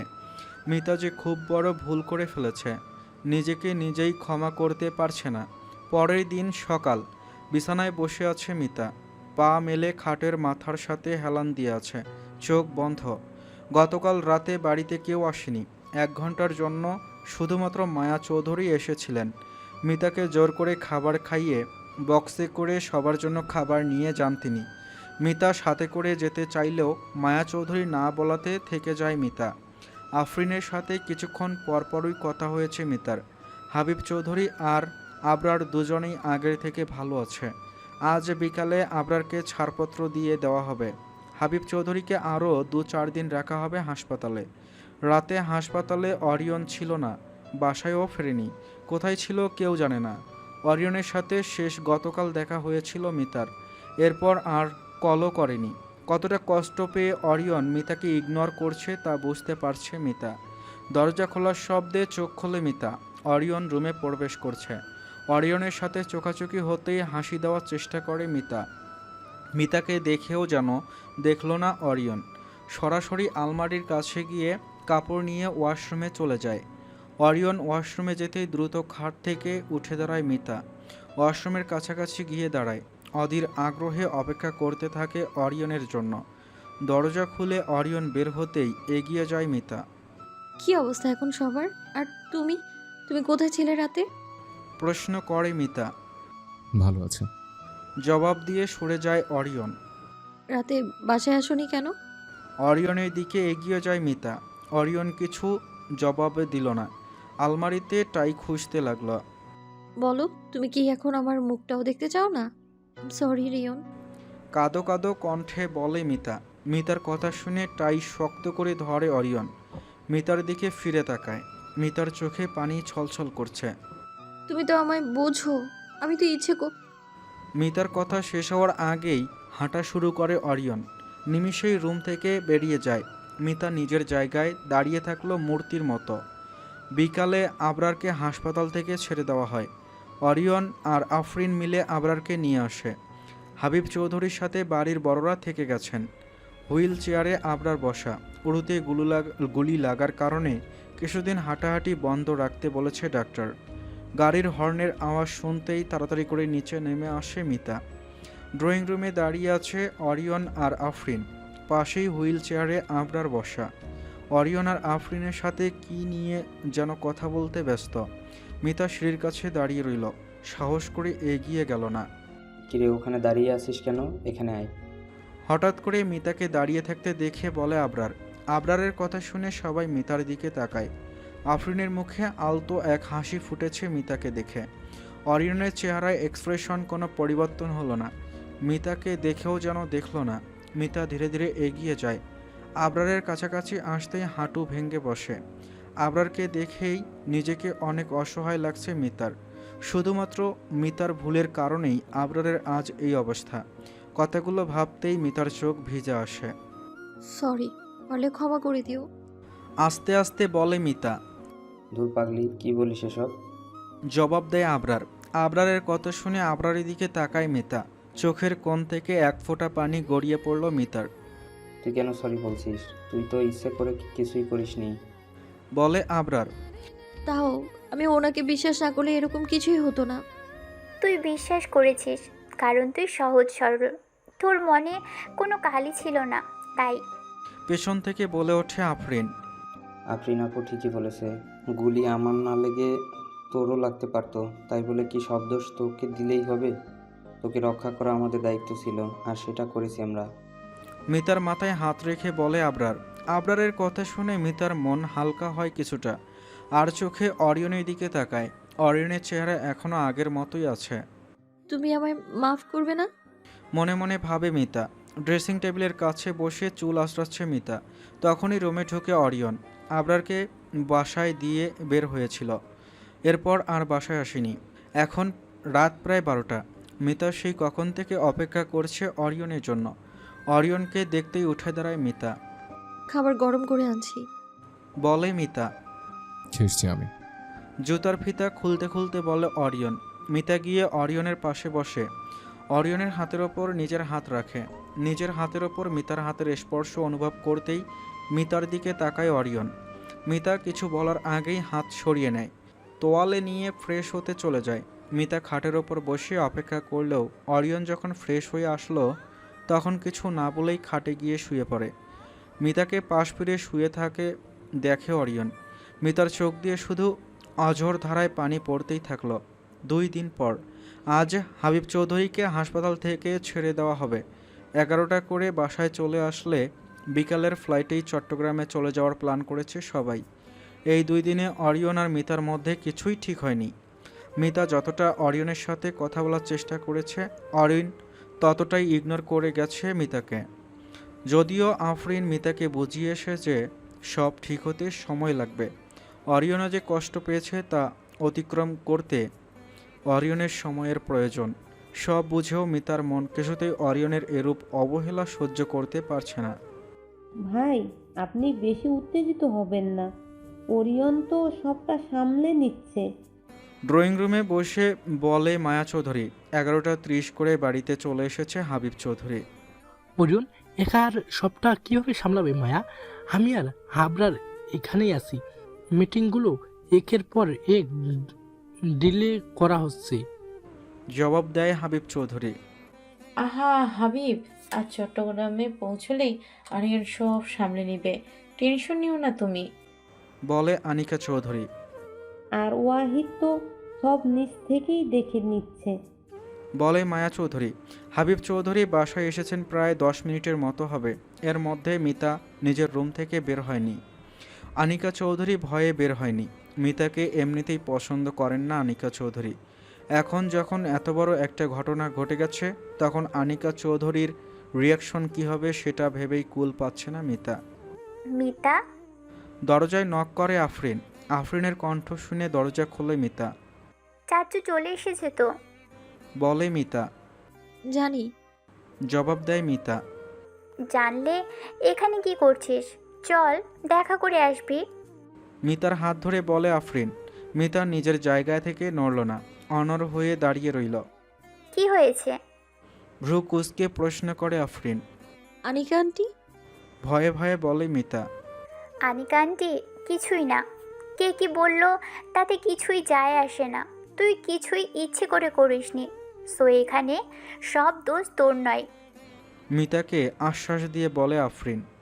কিন্তু চাচু, যদি চাচু রাগ করেন? করবেন না। চাচু কেমন তা কি তুই জানিস না? হুম। নয়, চল তাড়াতাড়ি। মিতার হাত ধরে হাঁটা শুরু করে আফরিন। ড্রয়িং রুমে সবাই বসা। সোফায় হেলান দিয়ে বসে আছেন হাবিব চৌধুরী। তার পাশেই আনিকা চৌধুরী বসা, হাবিব চৌধুরীর সাথে কথা বলতে ব্যস্ত। মায়া চৌধুরী বা অরিয়নকে কোথাও দেখা যাচ্ছে না। মিতা আর আফরিন সিঁড়ি বেয়ে নামতেই হাবিব চৌধুরীর চোখ যায় মিতার দিকে। মিতাকে দেখে মিষ্টি এক হাসি দেয় হাবিব চৌধুরী। হাবিব চৌধুরীর হাসি দেখে মন হালকা হয় মিতার। এগিয়ে যেতে যেতে নিজেও এক হাসি ফিরিয়ে দেয়। হাবিব চৌধুরীর থেকে চোখ ফেরাতেই চোখ যায় আনিকা চৌধুরীর দিকে। গম্ভীর মুখে তাকিয়ে আছে মিতার দিকে। মিতার মুখ থেকে হাসিটা যেন আপনা আপনি সরে গেল। নিজেকে প্রস্তুত করে নিচ্ছে যা পাওনা তা শোনার জন্য। তুমি এখনো এখানেই আছো? আরিয়ান যে বলল ও চলে গেছে। মিতার দিকে তাকিয়ে বলে আনিকা চৌধুরী। চলে গেছে মানে? আমরা সবাই এখানে, তাহলে ও কোথায় যাবে? কপাল কুঁচকে বলে হাবিব চৌধুরী। আনিকা চৌধুরীর কথা কিছুই বুঝতে পারছে না হাবিব চৌধুরী। কেমন আছো তুমি? হাবিব চৌধুরীর সামনে আসতেই বলে মিতা। বেঁচে আছে। জবাব দেয় আনিকা চৌধুরী। আনিকা? রাগ করে বলে হাবিব চৌধুরী। মিতা মাথা নিচু করে রাখল। রাগ হচ্ছে তোমার? ওকে কিছু বললেই রাগ হয় তোমার। আর ওর জন্য আমার মেয়ে মরেছে। একটুর জন্য তুমি আর আরিয়ান মরতে বসেছিলে। এর আগে আরিয়ানকে আধমরা অবস্থায় এনেছিলে, ভুলে গেছো? তাতে আমার রাগ হবে না? সোফা থেকে উঠে দাঁড়িয়ে বলে আনিকা চৌধুরী। ওর জন্য অহনাকে আমরা হারাইনি অনিকা। শান্ত কণ্ঠে বলে হাবিব চৌধুরী। কি? অবাক হয়ে বলে আনিকা চৌধুরী। মিতা সহ সবাইকে মারতে গাড়ির ব্রেক ফেল করেছিল করিম রহমান। এখানে মিতার কোনো দোষ নেই। মিতা ওয়াসিমের সাথে খেলা না করলেও গাড়ির অ্যাক্সিডেন্ট হতো। করিম রহমান কার শত্রু? কাদের মারার জন্য ব্রেক ফেল করা হয়েছিল? প্রশ্ন করে আনিকা চৌধুরী। অনিকা? একটা মাথা মোটা মেয়ে ছাড়া আর কিছুই না ও। তোমরা এত বিশ্বাস করছো, আর তার বিনিময়ে কিছুই দিতে পারেনি। কথাটা বলেই হাঁটা শুরু করে আনিকা চৌধুরী। আফরিন মিতার হাত শক্ত করে ধরে রাখে। চট্টগ্রাম এসে পৌঁছাতে প্রায় সন্ধ্যা হয়ে গেছে। মায়া চৌধুরী আর ওয়াহিদ চৌধুরী রাতের খাবার খেয়েই নিজেদের বাড়িতে চলে যাবেন।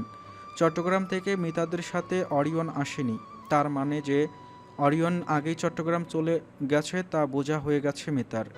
রাতের খাবার খেয়ে নিয়েছে সবাই। সোফায় বসে নিউজ দেখছে বাড়ির বড়রা। আবরার আর আফরিন যার যার রুমে, মিতাও তার রুমে।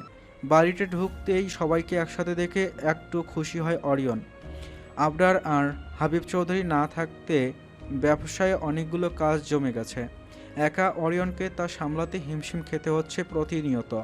তাই তো সবাই সন্ধ্যা করে চট্টগ্রাম চলে আসলেও অরিয়ন সকালেই চলে এসেছে। তোমরা কি আজ চলে যাবে? দরজার সামনে ব্যাগ দেখে বলে অরিয়ন। হ্যাঁ। জবাব দেন মায়া চৌধুরী। দেখ না, কত করে বললাম আজ রাতটা থাকতে, তাও রাজি হচ্ছে না। বলে হাবিব চৌধুরী। অরিয়ন গিয়ে হাবিব চৌধুরীর পাশে দাঁড়ায়। বাড়িটা একদম খালি ভাইয়া, মানুষের ভরসায় বাড়ি আর কতদিন খালি রাখবো বলো? ওয়াহিদ চৌধুরী বললেন। এখন কেমন লাগছে তোমার বাবা? প্রশ্ন করে অরিয়ন। ভালো আছি। তোর শরীরের কি অবস্থা? ক্ষতগুলো ভালো হয়েছে? অরিয়নের হাত ধরে বলে হাবিব চৌধুরী। তার কণ্ঠে ছেলের জন্য মায়া প্রকাশ পাচ্ছে। আমিও ভালো আছি, একটু একটু ব্যথা ছাড়ার কোনো সমস্যা নেই। জবাব দেয় অরিয়ন। চলো চাচ্ছু, তোমাদের নামিয়ে দিয়ে আসি আমি। সোফায় বসতে বসতে ওয়াহিদ চৌধুরীকে বলে অরিয়ন। তুই যাবি? আচ্ছা, যেতে পারিস। ওয়াহিদ চৌধুরী কথাটা বলে দ্বিতীয় তলার সিঁড়ির দিকে তাকিয়ে রইল। কিছুর জন্য অপেক্ষা করছে বলে মনে হয়। চলো। উঠে দাঁড়িয়ে বলে অরিয়ন। একটু অপেক্ষা কর, এক্ষুনি মিতা চলে আসবে। মায়া চৌধুরী বলে ওঠে। পরি চলে আসবে মানে? রুকুসকে প্রশ্ন করে অরিয়ন। মিতা বলল ও যেতে চায় আমাদের সাথে। বলে ওয়াহিদ চৌধুরী। ও যেতে চায়? কই, আমাকে তো এই বিষয়ে কিছু বললো না। তুই ব্যস্ত বলে হয়তো বলার সময় পাইনি। হাবিব চৌধুরী বলে। ও আচ্ছা। কথাটা বলেই হাঁটা শুরু করে অরিয়ন। অরিয়ন যখন রুমে প্রবেশ করলো, মিতা তখন সুটকেস নিজের কাপড় ভরাতে ব্যস্ত। অরিয়নকে দেখেও না দেখার মতো করে কাপড় গোছাতে মন দেয় মিতা। আমাকে বলিসনি কেন? মিতার দিকে এগিয়ে গিয়ে প্রশ্ন করে অরিয়ন। তুমি বাসায় ছিলে না? সুটকেসের চেইন লাগাতে লাগাতে উত্তর দেয় মিতা। কতদিনের জন্য যাচ্ছিস? মিতার একটু কাছাকাছি এসে দাঁড়িয়ে বলে। একবারের জন্য। সুটকেস নিয়ে নামিয়ে রাখতে রাখতে জবাব দেয় মিতা। মানে আমি চলে যাচ্ছি এখানে থেকে, আর কারো সমস্যা বাড়াতে চাই না আমি। কড়া কণ্ঠে জবাব দেয় মিতা। সমস্যা বাড়াচ্ছিস মানে? কে বলেছে তোর জন্য সমস্যা হচ্ছে? অরিয়নের কথা শুনে মিতা দুপা এগিয়ে আসলো। তুমি কি তাই বোঝাচ্ছ না?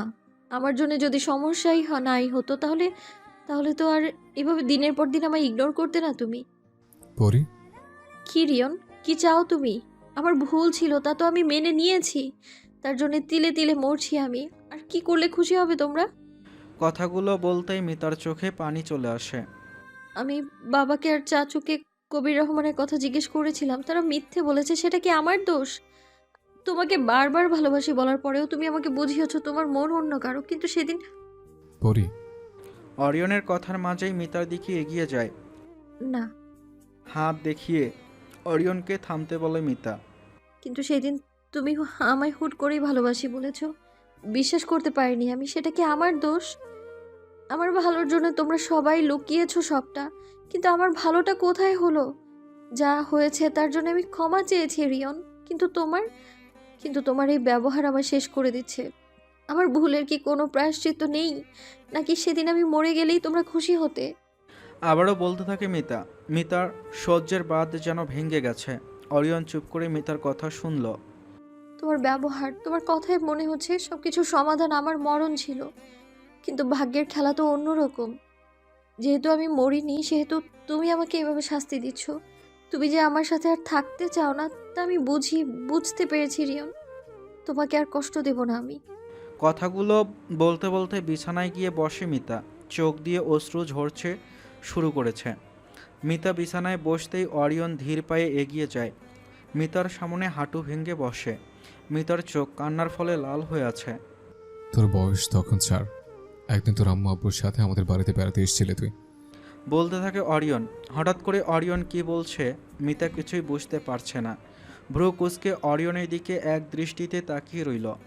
আমি ঘুমিয়েছিলাম, বুকের ওপর কেচের ভার অনুভব করতে চোখ খুলে তাকে। ঘুম ঘুম চোখে আমার দেখতে পাই আমার বুকের ওপর বসে আছিস তুই। পরনে সাদা রঙের একটা জামা চাচ্চু পরে ডানা কিনে এনেছিল, সেটাই বড়ও পরা ছিল, সেটাই বড়ও পরা ছিল। হাতে ম্যাজিক্যাল স্টিক, আর সেই স্টিক দিয়ে কি একটা বলে। আমাকে ঘুম থেকে ওঠানোর চেষ্টা করছিলে তুই। কথাটা বলতেই হেসে দেয় অরিয়ন। তোকে দেখে সেদিন আমার মনে হয়েছিল তুই সত্যি একটা পরী। এরপর থেকে তোকে পরে পরে ডাকতাম আমি। মিতা শুধু অরিয়নের দিকে তাকিয়ে রইল। আফরিনের জন্য আমার অনুভূতি তো কোনো ছলনা ছিল না। আমি আমার সব দিয়ে ওকে ভালোবেসেছিলাম। তাহলে আমি কিভাবে বলে দিয়েছে আমি তোকে ভালোবাসি? নিজের হাত দিয়ে মিতার চোখের পানি মুছে দেয় অরিয়ন। আফরিনকে এত তাড়াতাড়ি কিভাবে ভুলে গেলাম আমি জানি না। তো শুনেছিলাম বিয়ের মতো পবিত্র সম্পর্কে ভালোবাসা আল্লাহ প্রদত্ত, হয়তো তাই খুব তাড়াতাড়ি তোকে ভালোবেসে ফেলেছি আমি। ভালোই যদি বাসো তাহলে এখন কেন আমার সাথে থাকতে চাচ্ছ না তুমি? প্রশ্ন করে মিতা। আমরা যাকে বেশি ভালোবাসি তার উপর আমার অভিমানও বেশি থাকে। মিতার মুখ থেকে চুল সরিয়ে কানের পেছনে গুজে দেয় অরিয়ন। সবাই তোকে খুব ভালোবাসে। হ্যাঁ, আমি জানি মা তোকে পছন্দ করে না, কারণটা এখন তোর সামনে পরিষ্কার। এখন বলতে পারিস আমরা কি তার মতো ভাবি? না, ভাবি না। তাহলে কেন মাকে কোনোদিন কিছু বললাম না? কারণ মা মানসিকভাবে অসুস্থ। অহনার মৃত্যুর পর উনি প্রায় পাগল, মানসিকভাবে অসুস্থ হয়ে পড়েছিল। তোকে দেখলে তার ট্রমার কথা মনে পড়ে, না চাইতে আর কন্ট্রোল করতে পারে না। আন্টি, ব্যাপারটা আমি বুঝতে পারছি রিয়ন। জবাব দেয় মিতা। বাবা আরিয়ানকে ওই অবস্থায় দেখে আমার মাথা খারাপ হয়ে গেছিল। তোকে ওরা কতটা নির্যাতন করেছে তা তো নাই বললাম। গলিটা তোর লাগতে পারতো, তোকে আমি সারা জীবনের জন্য হারিয়ে ফেলতে পারতাম। বাবা বা আরিয়ানকেও পারতাম। তাহলে আমার কি রাগ করার কারণ নেই? তাহলে আমি কি আমার পরের উপর একটু অভিমান করতে পারি না? মাথা নাড়িয়ে হ্যাঁ বলে মিতা। তাহলে কেন ভাববি আমি তোর সাথে থাকতে চাই না? আমার পৃথিবী জুড়ে শুধু তুই আর তুই। মিতার ঠোঁটে আলতো করে এক চুমু এঁকে দেয় অরিয়ন। সরি। আমি সরি, অনেক কষ্ট দিয়েছি আমার পরীকে। অরিয়নের সব কথা শুনে অভিমান কাটে মিতার। শক্ত করে জড়িয়ে ধরে অরিয়নকে। অরিয়নও জড়িয়ে ধরে মিতাকে। পরক্ষণেই মিতার ঠোঁটের ওপর আক্রমণ চালায় অরিয়ন। কতদিন পর মিতার এতটা কাছে এসেছে তা যেন ভুলে গেছে রিয়ন। মিতার ঠোঁটের সাথে অরিয়নের ঠোঁট স্পর্শ করতেই হাসি ফোটে অরিয়নের মুখে। মিতাকে কাছে পেয়েই সেই স্বস্তির আর মানসিক শান্তির অনুভূতিটা ফিরে এসেছে। কামড়ে ধরে মিতার ঠোঁট। কোমলতার সাথে চুমু খেতে থাকে অরিয়ন, যেন ক্ষণিকের মধ্যেই রাফ মোডে যেতে সময় লাগে না। সরি। হুট করেই বলে ওঠে অরিয়ন। সরি কেন? বুঝতে না পেরে বলে মিতা। এরপর যা হবে তার জন্য। কথাটা বলেই মিতার গলায় চুমু দিতে থাকে অরিয়ন। মিতা, মিতা। দরজায় কড়া নাড়ে শায়লা। লাফিয়ে উঠে একে অপরের সাথে সরে যায় দুজনেই। জি শায়লা আপু। কাপা কাপা কণ্ঠে জবাব দেয় মিতা। তোকে ডাকছে, সবাই নিচে অপেক্ষা করছে। বাইরে থেকে শায়লার কথা ভেসে আসে। আচ্ছা, আসছি আমি। অরিয়নের দিকে তাকিয়ে জবাব দেয় মিতা। এখন নিচে গিয়ে যাবি না বলে আয়, যা। বলে অরিয়ন। ওকে। জবাব দেয় মিতা। শায়লার ডাকে রুম থেকে বেরিয়ে আসে মিতা। চোখের পানি মুছতে মুছতে ড্রয়িং রুমের দিকে এগোতে থাকে। মায়া চৌধুরী, আফরিন আর ওয়াহিদ চৌধুরী অপেক্ষা করছে মিতার জন্য। হাবিব চৌধুরী আর আনিকা চৌধুরীর মাঝে মধ্যে তাদের সাথে কথা বলতে ব্যস্ত। কি রে, এতক্ষণ সময় হলো? মিতাকে দেখতে বলে আফরিন। মিতাকে দেখা মাত্রই চিন্তিত লাগে মায়া চৌধুরীকে। ব্যাগ কোথায়? লেট হয়ে যাচ্ছে তো। বলে ওয়াহিদ চৌধুরী। আমি এখন যাব না বাবা। সকলের সামনে এসে বলে মিতা। যাবি না মানে? কেন, কি হয়েছে? চিন্তায় অবস্থা দাঁড়িয়ে ওঠে ওয়াহিদ চৌধুরী। কিছুক্ষণ আগেও যাবে বলে বায়না ধরল, হঠাৎ করে কেন মত চেঞ্জ হলো তা বুঝতে পারছে না ওয়াহিদ চৌধুরী। মায়া চৌধুরী কিছু বলল না, চুপচাপ নিজের জায়গায় বসে মিতাকে পর্যবেক্ষণ করছে। ওয়াহিদ চৌধুরীর প্রশ্নের কি জবাব দেবে তা বুঝতে পারছে না মিতা। অরিয়ন আর নিজের মধ্যে সবটা ঠিক হয়ে গেছে, তাই যেতে চাচ্ছে না। এই কথাটা সবার সামনে কিভাবে বলবে তা বুঝতে পারছে না মিতা। কথাটা ভাবতেই লজ্জায় লাল হয়ে যাচ্ছে মিতা। আমার শরীরটা ভালো লাগছে না, তাই তোমরা যাও, আমি আরেকদিন যাব। আমতা আমতা করে বলে মিতা। শরীর ভালো লাগছে না? কি হয়েছে, খারাপ লাগছে বেশি? দ্রুত মেয়ের কাছে এসে কপালে হাত দিয়ে বলে ওয়াহিদ চৌধুরী। আফরিন, আনিকা চৌধুরী, হাবিব চৌধুরী সকলেই ওদের দিকে তাকিয়ে আছে। মায়া চৌধুরী বড় করে একটা নিঃশ্বাস ছাড়ল। সোফা থেকে উঠে ওয়াহিদ চৌধুরীর পাশে গিয়ে দাঁড়ায়। ওয়াহিদ, টেনশনের কিছু নেই, ও থাক, কিছুদিন পর না হয় যাবে। স্বাভাবিকভাবেই বলে মায়া চৌধুরী। কিন্তু মায়া ওর... কোনো কিন্তু না ওয়াহিদ। মেয়ের মুখের দিকে তাকিয়ে সবটাই বুঝতে পারছেন মায়া চৌধুরী। মিতা আর অরিয়নের ভুল বোঝাবুঝির পরিসমাপ্তি ঘটেছে, তাতেই মহাখুশি উনি। হাবিব চৌধুরী আর আফরিনের মুখে মুচকি হাসি, কিন্তু ওয়াহিদ চৌধুরী কিছুই বুঝল না। মেয়ের টেনশনের তার মাথার যেন কোনো কথাই ঢুকতে চাচ্ছে না। তোমাদের মা মেয়ের যা ভালো লাগে তাই করো। কথাটা বলেই হাঁটা শুরু করে ওয়াহিদ চৌধুরী। নিমিষেই বাসা থেকে বেরিয়ে যায়। সব ঠিক। মিতার মাথায় হাত দিয়ে বলে মায়া চৌধুরী। মাথা নাড়িয়ে হ্যাঁ বলে মিতা। কথা বলতেই লজ্জা লাগছে মিতার। শরীর খারাপের কিছুই নেই, ও অনুমতি পায়নি তাই যাচ্ছে না, বুঝলে মা? মুস্কি মুস্কি হাসি দিয়ে বলে আফরিন। আপু, লজ্জায় বলে মিতা। আচ্ছা, আমরা তাহলে বের হচ্ছি। তোর বাবা আবার রেগে গেছে মনে হচ্ছে। বলে মায়া চৌধুরী। যাবে যখন তখন মিতাকেও সাথে করে নিয়ে যাও। হুট করে বলে ওঠে হাবিব চৌধুরী। এই না। কিছু না ভেবেই বলে ওঠে মিতা। মিতার কথা শুনে সবাই একসাথে হেসে ওঠে। হাবিব চৌধুরী যে মিতার সাথে মজা নিচ্ছিল তা বুঝতে পারে মিতা। পাশে বসে থাকা আনিকা চৌধুরীও মুখেও হাসি দেখতে পেল মিতা, কিন্তু মিতার সাথে চোকাচোকি হতে হাসি সরিয়ে ফেলে আনিকা চৌধুরী। আচ্ছা ভাই, আমরা যাচ্ছি, আপনারা কিন্তু যাবেন। আর আপা, কাল কিন্তু ক্লাবে দেখা হবে। বলে মায়া চৌধুরী। আচ্ছা মায়া। বলে আনিকা চৌধুরী। আমার গুলি লাগার পরও আমাকে দেখতে আসোনি, তাহলে কেমন গার্লফ্রেন্ড হলে তুমি? তার উপর খোঁজখবর নেওয়ার প্রয়োজনই বোধ করনি। কিসের গার্লফ্রেন্ড? আমি আপনার গার্লফ্রেন্ড কবে থেকে হয়ে গেলাম? ফাজলামি করো, একটা থাপ্পড় মেরে ফাজলামি বের করে দিব। গায়ে হাত দিবেন? আপনি কি ভেবেছেন সেই অধিকার আছে আপনার? হামিদা। আমার নাম ধরে ডাকবেন না। আপনার সাথে কথা বলতে ইচ্ছুক নই আমি। আপনি বেঁচে থাকুন বা মরে যান, তাতে কিছু যায় আসে না আমার। কিছু যায় আসে না? না, আসে না। আমাকে কল করে ডিস্টার্ব করবে না, আমার এঙ্গেজমেন্ট হয়ে গেছে। রেস্টুরেন্টে বসে কথা বলছে আবরার আর ফাহমিদা। মিতার খবর অরিয়ন জানার পর থেকে আবরারের সাথে আর যোগাযোগ হয়নি ফাহমিদা আর আবরারের মধ্যে। আবরারের এমন অবস্থা জানার পরও ফাহমিদা আবরারের কোনো খোঁজখবর পর্যন্ত নেয়নি। আর আবরার যখন ফাহমিদাকে কল করলো তাও রিসিভ করেনি ফাহমিদা। এই কয়েকদিনে হাজারটা কল করেছে আবরার। শেষমেশ কিছু সময়ের জন্য দেখা করতে রাজি হয় ফাহমিদা। এঙ্গেজমেন্ট? অবাক হচ্ছেন কেন? এটাই তো আপনার চাওয়া ছিল, তাই না? ফাহমিদার কথা শুনে থতমত খেয়ে যায় আবরার। আপনি কি ভেবেছেন মিতার খবর রাখার জন্য আমাকে ব্যবহার করবেন? প্রয়োজনে প্রেমের অভিনয় করবেন, তা জানতে পারবো না আমি? হ্যাঁ, এতটা বোকা মনে করেন আমাকে? ফাহমিদার কথা শুনে অবাক হয় আবরার। কে বলেছে তোমাকে এই কথা? সেটা আপনার না জানলেও হবে। তবে শুনে রাখুন, আমাকে এমন মেয়ে ভাববেন না যে এত কিছুর পরও আমি আপনার সাথে থাকব। আমার একটা আত্মসম্মান বোধ আছে। ইমরান, ও বলেছে তোমাকে, তাই না? দাঁতে দাঁত চেপে ধরে বলে আবরার। মিথ্যে বলেছে কি? নাকি এখন নিজের বন্ধুকেও মিথ্যাবাদী বলবেন?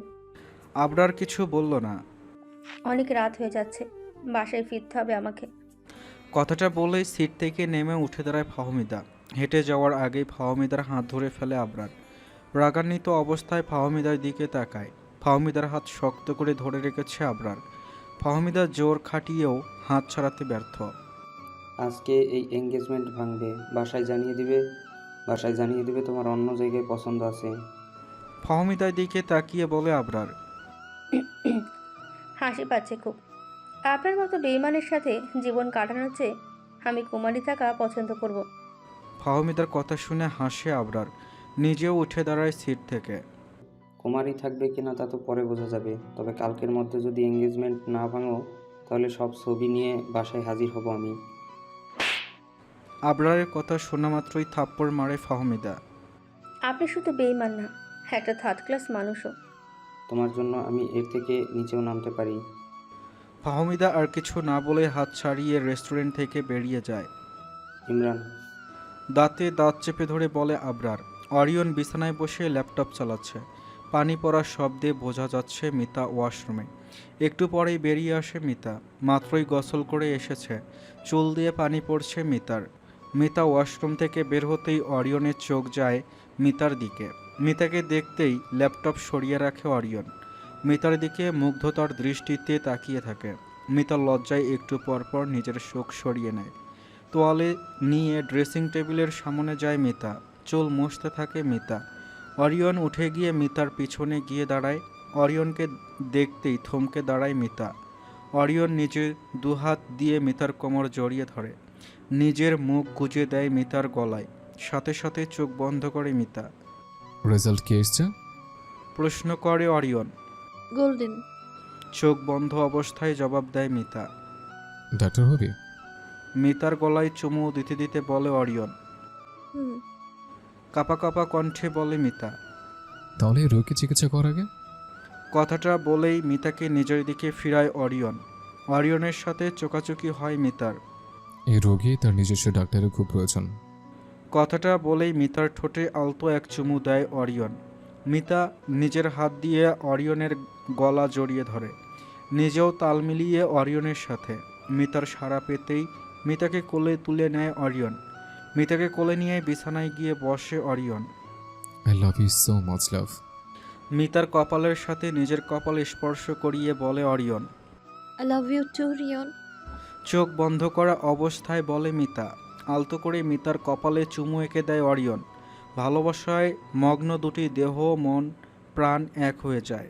ফাহমিদা ভেবেছিল আবরার রাগের বশে সেদিনের কথাগুলো বলেছিল, কিন্তু ফাহমিদার ভুল ভাঙল পরের দিন বিকালে। আবরার সত্যি সত্যি ফাহমিদার বাসায় গিয়ে হাজির হয়। বাড়িতে গিয়ে জানতে পারে ফাহমিদার কোনো এঙ্গেজমেন্ট হয়নি, সবটাই মিথ্যে বলেছিল ফাহমিদা। আবরারের সাথে কথাবার্তা বলে ফাহমিদার পরিবার বিয়ে মেনে না নেওয়ার কোনো কারণ খুঁজে পায়নি। শিক্ষিত, দেখতে সুদর্শন, বাবার ব্যবসা দেখাশোনা করা এবং মেয়ের পছন্দ ভেবে রাজি হয়ে যায় ফাহমিদার পরিবার। আবরার তার পরিবার নিয়ে কিছুদিনের মধ্যে হাজির হবে জানিয়েছে, কিন্তু আর 10টা বাঙালি পরিবারের মতোই ফাহমিদার পরিবারও মেয়ের প্রেমটা ভালোভাবে নেয়নি। আবরার বাসা থেকে বেরিয়ে যেতেই ফাহমিদার মা মেয়ের গালে দুটো চড় বসায়। আবরারের প্রতি ফাহমিদার রাগ যেন আরও 1000 গুণ বেড়ে যায়। মিতাকে নিয়ে কোচিং সেন্টারে ভর্তি করিয়ে দিয়ে এসেছে অরিয়ন। ডাক্তার হওয়ার স্বপ্নে কোনোরকম ঘাটতি রাখতে চায় না অরিয়ন। আবরার আর তোর বান্ধবীর ঘটনাটা জানতি তুই? পিছন থেকে মিতাকে জড়িয়ে ধরে জিজ্ঞেস করে অরিয়ন। কখনোই না, আমি তো কল্পনাও করতে পারিনি ওদের মধ্যে এইসব হবে। নাটের গরু তো তুই নিচে। আমি কিভাবে? আমি কি বলেছিলাম তোরা প্রেম কর? মুখ ভেংসি কেটে বলে মিতা। বলতে হবে কেন? একটা ছেলে মেয়ে একান্তে সময় কাটালে তাদের মধ্যে অনুমতি আসবে, এটা তো স্বাভাবিক। ও, তুই কিভাবে জানবি? তুই তো ছোট বাচ্চা। ব্যঙ্গ করে বলে অরিয়ন। কি? আমি ছোট বাচ্চা? অরিয়নকে ধাক্কা দিয়ে সরিয়ে উঠে দাঁড়ায় মিতা। নিজের কোমরে 2 হাত রাখে। অরিয়ন মিতার প্রশ্নে শুধু মাথা নাড়ালো। এতে যেন মিতার রাগ আরও বেড়ে গেল। আমি ছোট বাচ্চা হলে তোমাকে জেলে দেওয়া উচিত। ছোট বাচ্চা বিয়ে করেছো তাই? রাগ করে বলে মিতা। আহারে, বাচ্চাটা রেখে গেছে। মিতাকে আবারও জড়িয়ে ধরে অরিয়ন। বাচ্চাটা রাগ ভাঙাতে হবে এখন। আসো, রাগ ভাঙাই। মিতার ঠোঁটে হঠাৎ করেই চুমু দিয়ে বলে অরিয়ন। মিতা মুখ ভেংসি কেটে অন্যদিকে মুখ সরায়। আবরার 2 দিনের মধ্যেই তার পরিবারকে সব জানিয়েছে। ছেলের পছন্দ ভেবে হাবিব চৌধুরী ও আনিকা চৌধুরীও রাজি হয়ে গিয়েছে। আগামীকালই ফাহমিদার পরিবারের সাথে দেখা করতে যাবে সবাই। সব ঠিক থাকলে একটা দিনক্ষণ দিয়ে আসবে। এদিকে মায়া চৌধুরী আর ওয়াহিদ চৌধুরী মেনশনের সবাইকে আজ দাওয়াত করেছে। রাতের খাবার আজ সেখানেই খেতে হবে। সকলেই রেডি হতে নিয়েছে, একটু পরেই বের হয়ে যাবে। রাতের খাবার শেষ করে সবাই একসাথে ড্রয়িং রুমে বসে আছে। কাজের লোক একটু পরেই সবার জন্য চা নিয়ে আসে। মায়া চৌধুরী সবার হাতে চায়ের কাপ তুলে দেন। আপনাদের একটা কথা বলতেই আজ এখানে আনা। নিজের জায়গায় বসে বলে মায়া চৌধুরী। কি কথা? প্রশ্ন করে হাবিব চৌধুরী। আফরিনের জন্য একটা ছেলে দেখেছি। বলে ওয়াহিদ চৌধুরী। ওয়াহিদ চৌধুরীর কথা শুনতেই অবাক হয় মিতা। আফরিনের দিকে কৌতূহল নিয়ে তাকায়। আফরিন আহামরি উৎসুক নয়, তবে বিয়ের জন্য রেডি নয় তেমনও না। সবটা ধীরে ধীরে মেনে নিচ্ছে আফরিন, তা বোঝাই যাচ্ছে। আফরিন আর মিতার চোখাচোখি হতেই দুজনে আলতো এক হাসি দেয়। ছেলেই? প্রশ্ন করে হাবিব চৌধুরী। হ্যাঁ, ওয়াহিদ ব্যবসার পার্টনারের ছেলে। ছেলে খুবই ভালো, দেখতে শুনতেও সুন্দর। আর কিন্তু আফরিনের? মায়া চৌধুরীর কথা শেষ করার আগেই বলে ওঠে আনিকা চৌধুরী। আনিকা চৌধুরীর কণ্ঠে আফরিনের জন্য স্নেহ প্রকাশ পাচ্ছে। আফরিন সম্পর্কে সবটাই জানে, আর ছেলের এত কোনো সমস্যা নেই। ছেলে বিশ্বাস করে সবটাই একটা দুর্ঘটনা। এখানে কাউকে দোষারোপ করার মতো কিছুই নেই। মৃদু এক হাসি দিয়ে বলে মায়া চৌধুরী।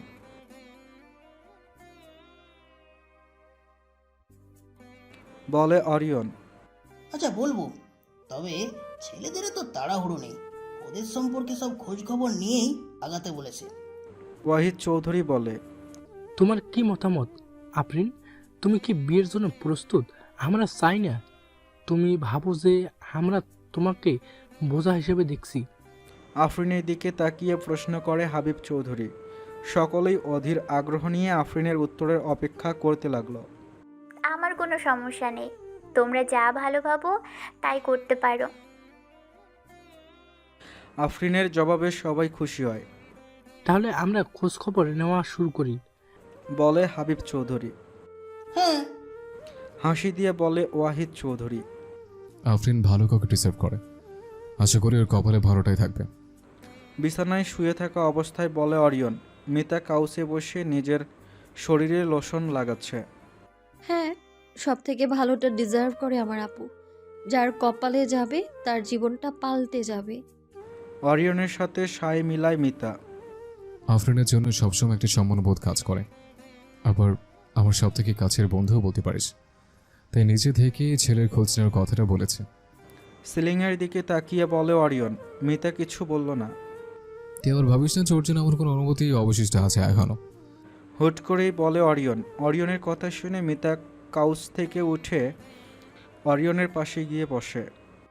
আমি তোমাকে আর আমার আপুকে ভালো করেই চিনি। তোমরা কেমন তা আমার থেকে ভালো কেউ জানে না রিয়ন, তাই এমনটা ভাবাও আমার জন্য পাপ।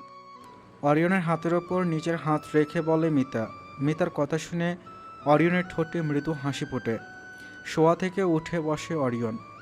আমি জানি না কি ভালো কাজে বিনিময়ে উনি আমাকে তোকে দিয়েছে, তবে এতটুকু মনে রাখ, আমি কখনোই তোকে কষ্ট দিব না, কখনোই তোকে ধোঁকা দিব না।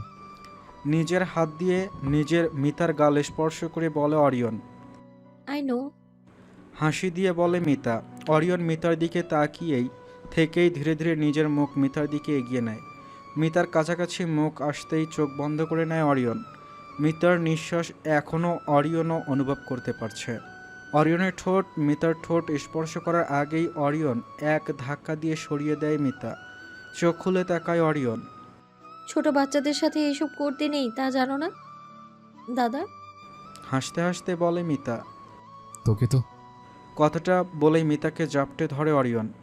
কাতুকুতু দিতে থাকে অনবরত। অন্যদিকে মিতা হাসতে হাসতে মনে হচ্ছে এইবারই মাথায় তুলে নিয়েছে। সরি সরি সরি, আর বলবো না, সরি, কাতুকুতু লাগে। উফ। হাসতে হাসতে বলে মিতা। অরিয়ন তাও কাতুকুতু দেওয়া বন্ধ করলো না। কাতুকুতু সহ্য করতে না পেরে মিতা অরিয়নের গলা ধরে নিজের ঠোঁট বসায় অরিয়নের ঠোঁটে। অরিয়নও কাতুকুতু দেওয়া বন্ধ করে মিতাকে চুমু খেতে ব্যস্ত হয়ে পড়ে। ফাহমিদার পরিবারের সাথে দেখা করেছে চৌধুরী পরিবার।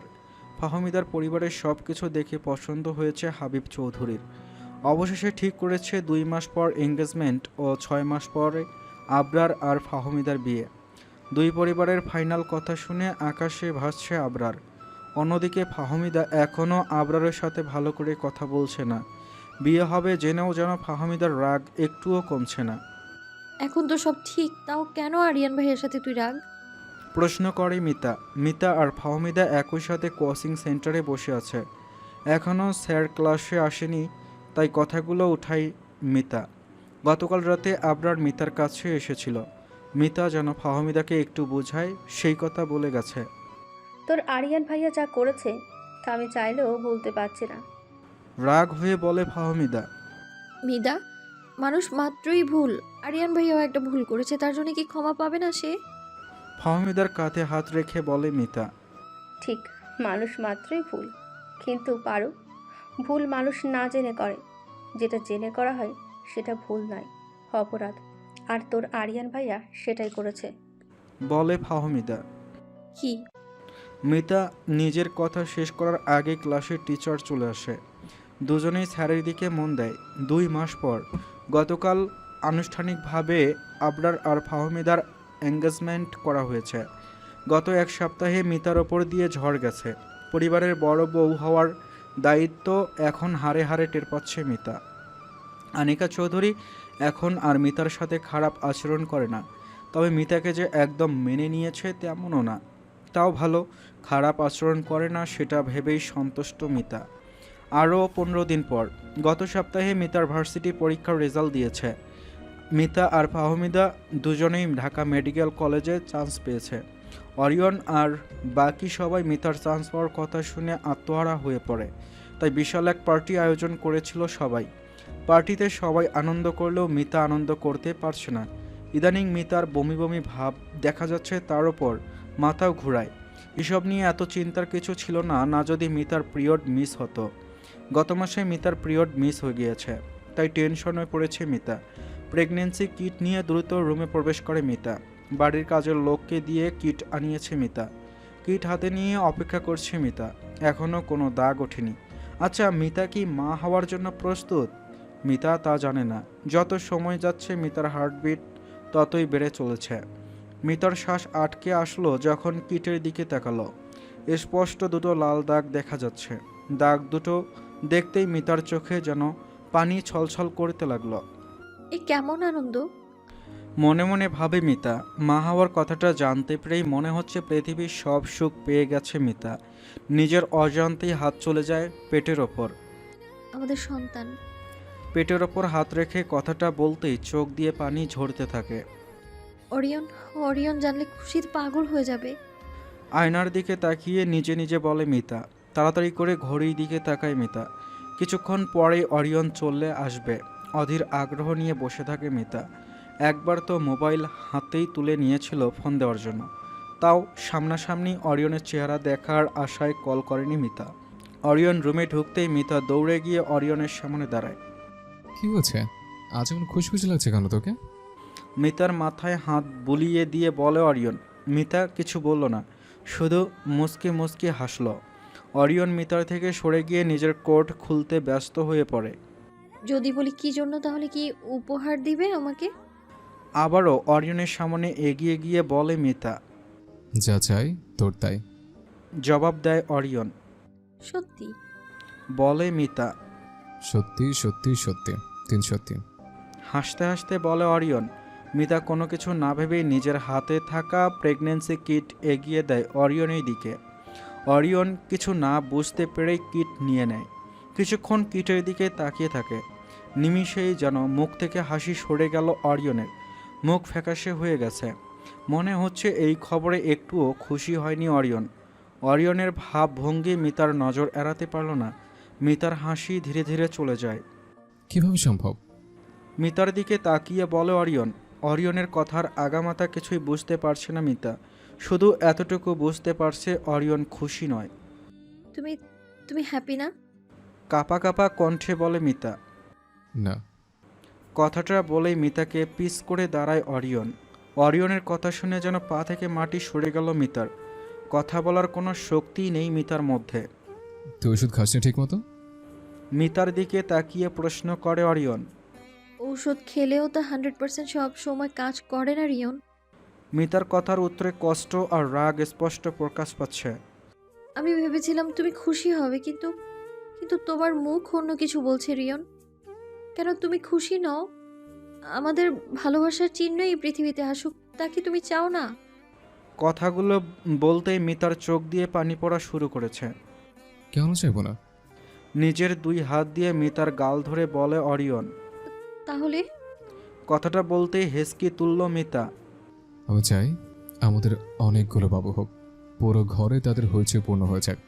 কিন্তু কিন্তু কিন্তু তুই এখনো ছোট, সাবা তো ডাক্তার হওয়ার স্বপ্ন। আমি চাইনি এই বাচ্চার জন্য তুই তোর স্বপ্ন ত্যাগ কর। কারণ পড়ি আমি সব কিছু সহ্য করতে পারবো, কিন্তু কখন আমাদের সন্তানকে দেখে তুই আফসোস কর, সেটা আমি চাই না। আমি চাই সে পৃথিবীর সেরাটা পাক। তার জন্য যদি আমাকে অপেক্ষা করতে হয়, তাহলে আমি অপেক্ষা করতে রাজি আছি। এটাই কারণ? অন্য আর কোনো কারণ নেই তোমার খুশি না হওয়ার? প্রশ্ন করে মিতা। না। উত্তর দেয় অরিয়ন। তাহলে মন খারাপের কিছুই নেই, আমি সব কিছু সামলে নিতে পারবো রিয়ন। আমার দায়িত্ব আর স্বপ্ন কখনো একে অপরের জন্য বাধা হবে না। তুমি জানো না খবরটা জানার পর থেকে কত খুশি হয়েছি আমি।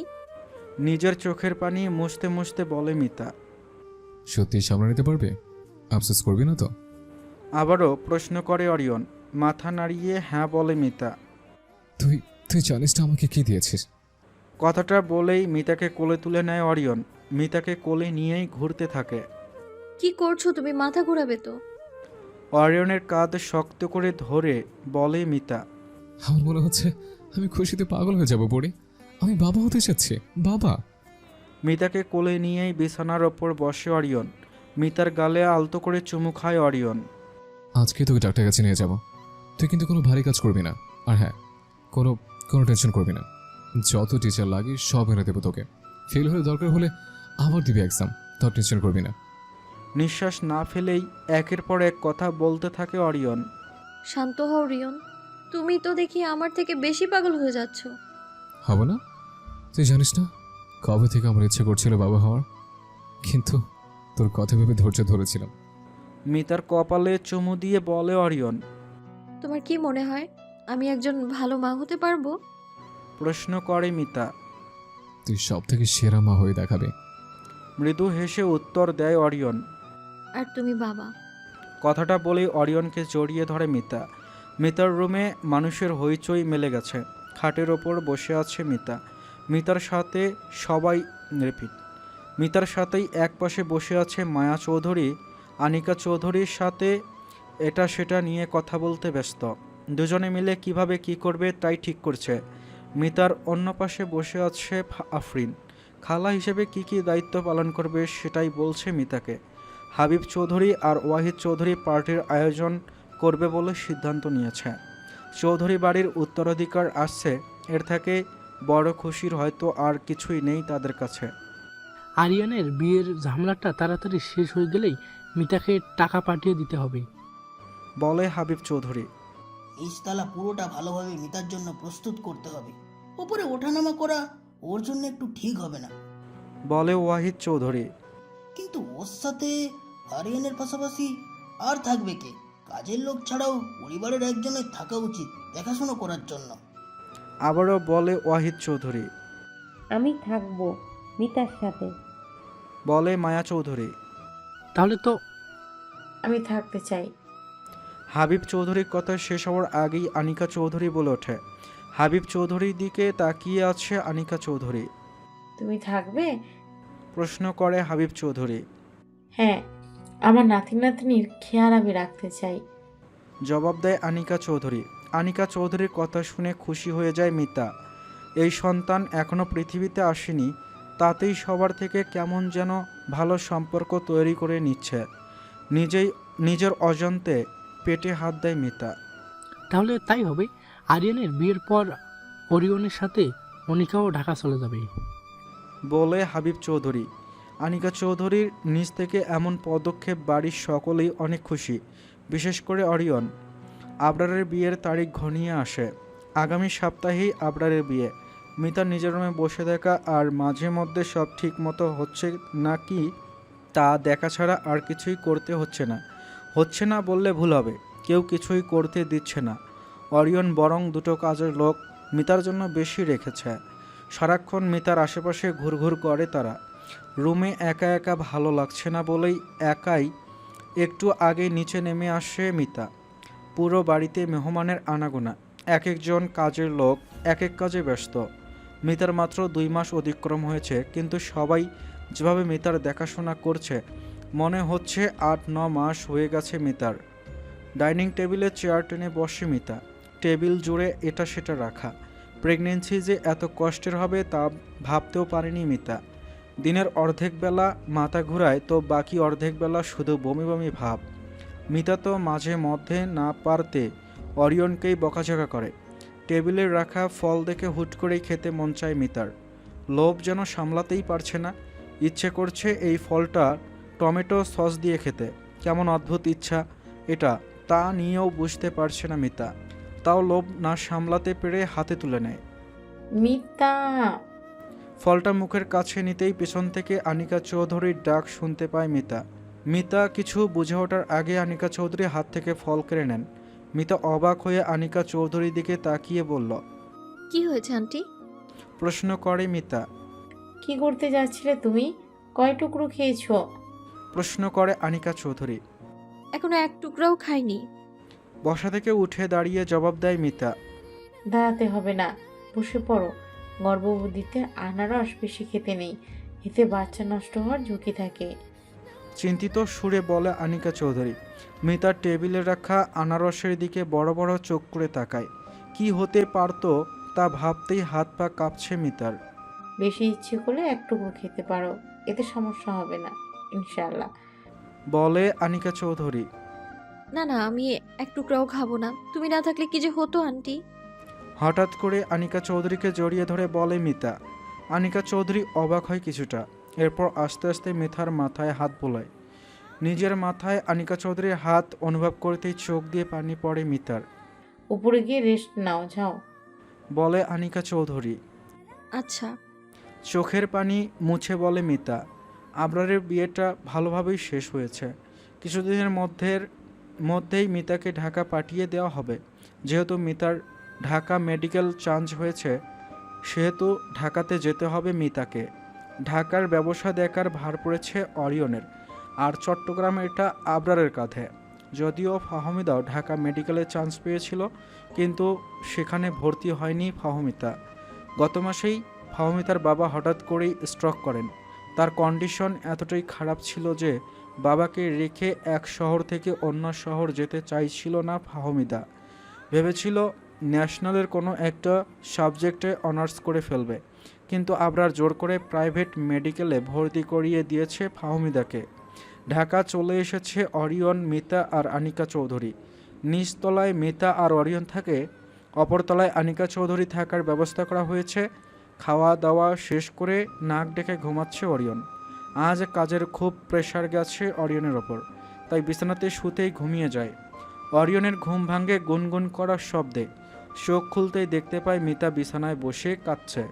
মিতার চোখে পানি দেখতেই লাফিয়ে ওঠে অরিয়ন। বুক যেন ধরপড় করতে লাগলো অরিয়নের। কি হয়েছে? কাঁদছো কেন তুমি? তাড়াতাড়ি মিতার মুখোমুখি হয়ে বসে অরিয়ন। অরিয়নকে দেখে যেন আরও বেশি কাঁদতে লাগলো মিতা। আরে লাভ, এভাবে কাঁদছো কেন? কি হয়েছে আমাকে বলো। চিন্তিত সুরে বলে অরিয়ন। আমার খিদে পেয়েছে। কেঁদে কেঁদে বলে মিতা। হ্যাঁ? থতমত খেয়ে বলে অরিয়ন। মিতার কান্না দেখে ভেবেছিল সিরিয়াস কিছু হয়তো হয়েছে, কিন্তু খিদে লেগেছে তাই কান্না করছে তা ভাবতেও পারছে না মিতা। হ্যাঁ, একটু পরপর শুধু খিদে পায়, কিন্তু কিছুই খেতে পারি না। কিন্তু কিন্তু কথাটা বলেই আবারও কান্না করে শুরু করে মিতা। ওমা, খেতে লাগলে খাবে, তাতে কাঁদতে হবে কেন? আমাকে বলো, কি খাবি তুমি?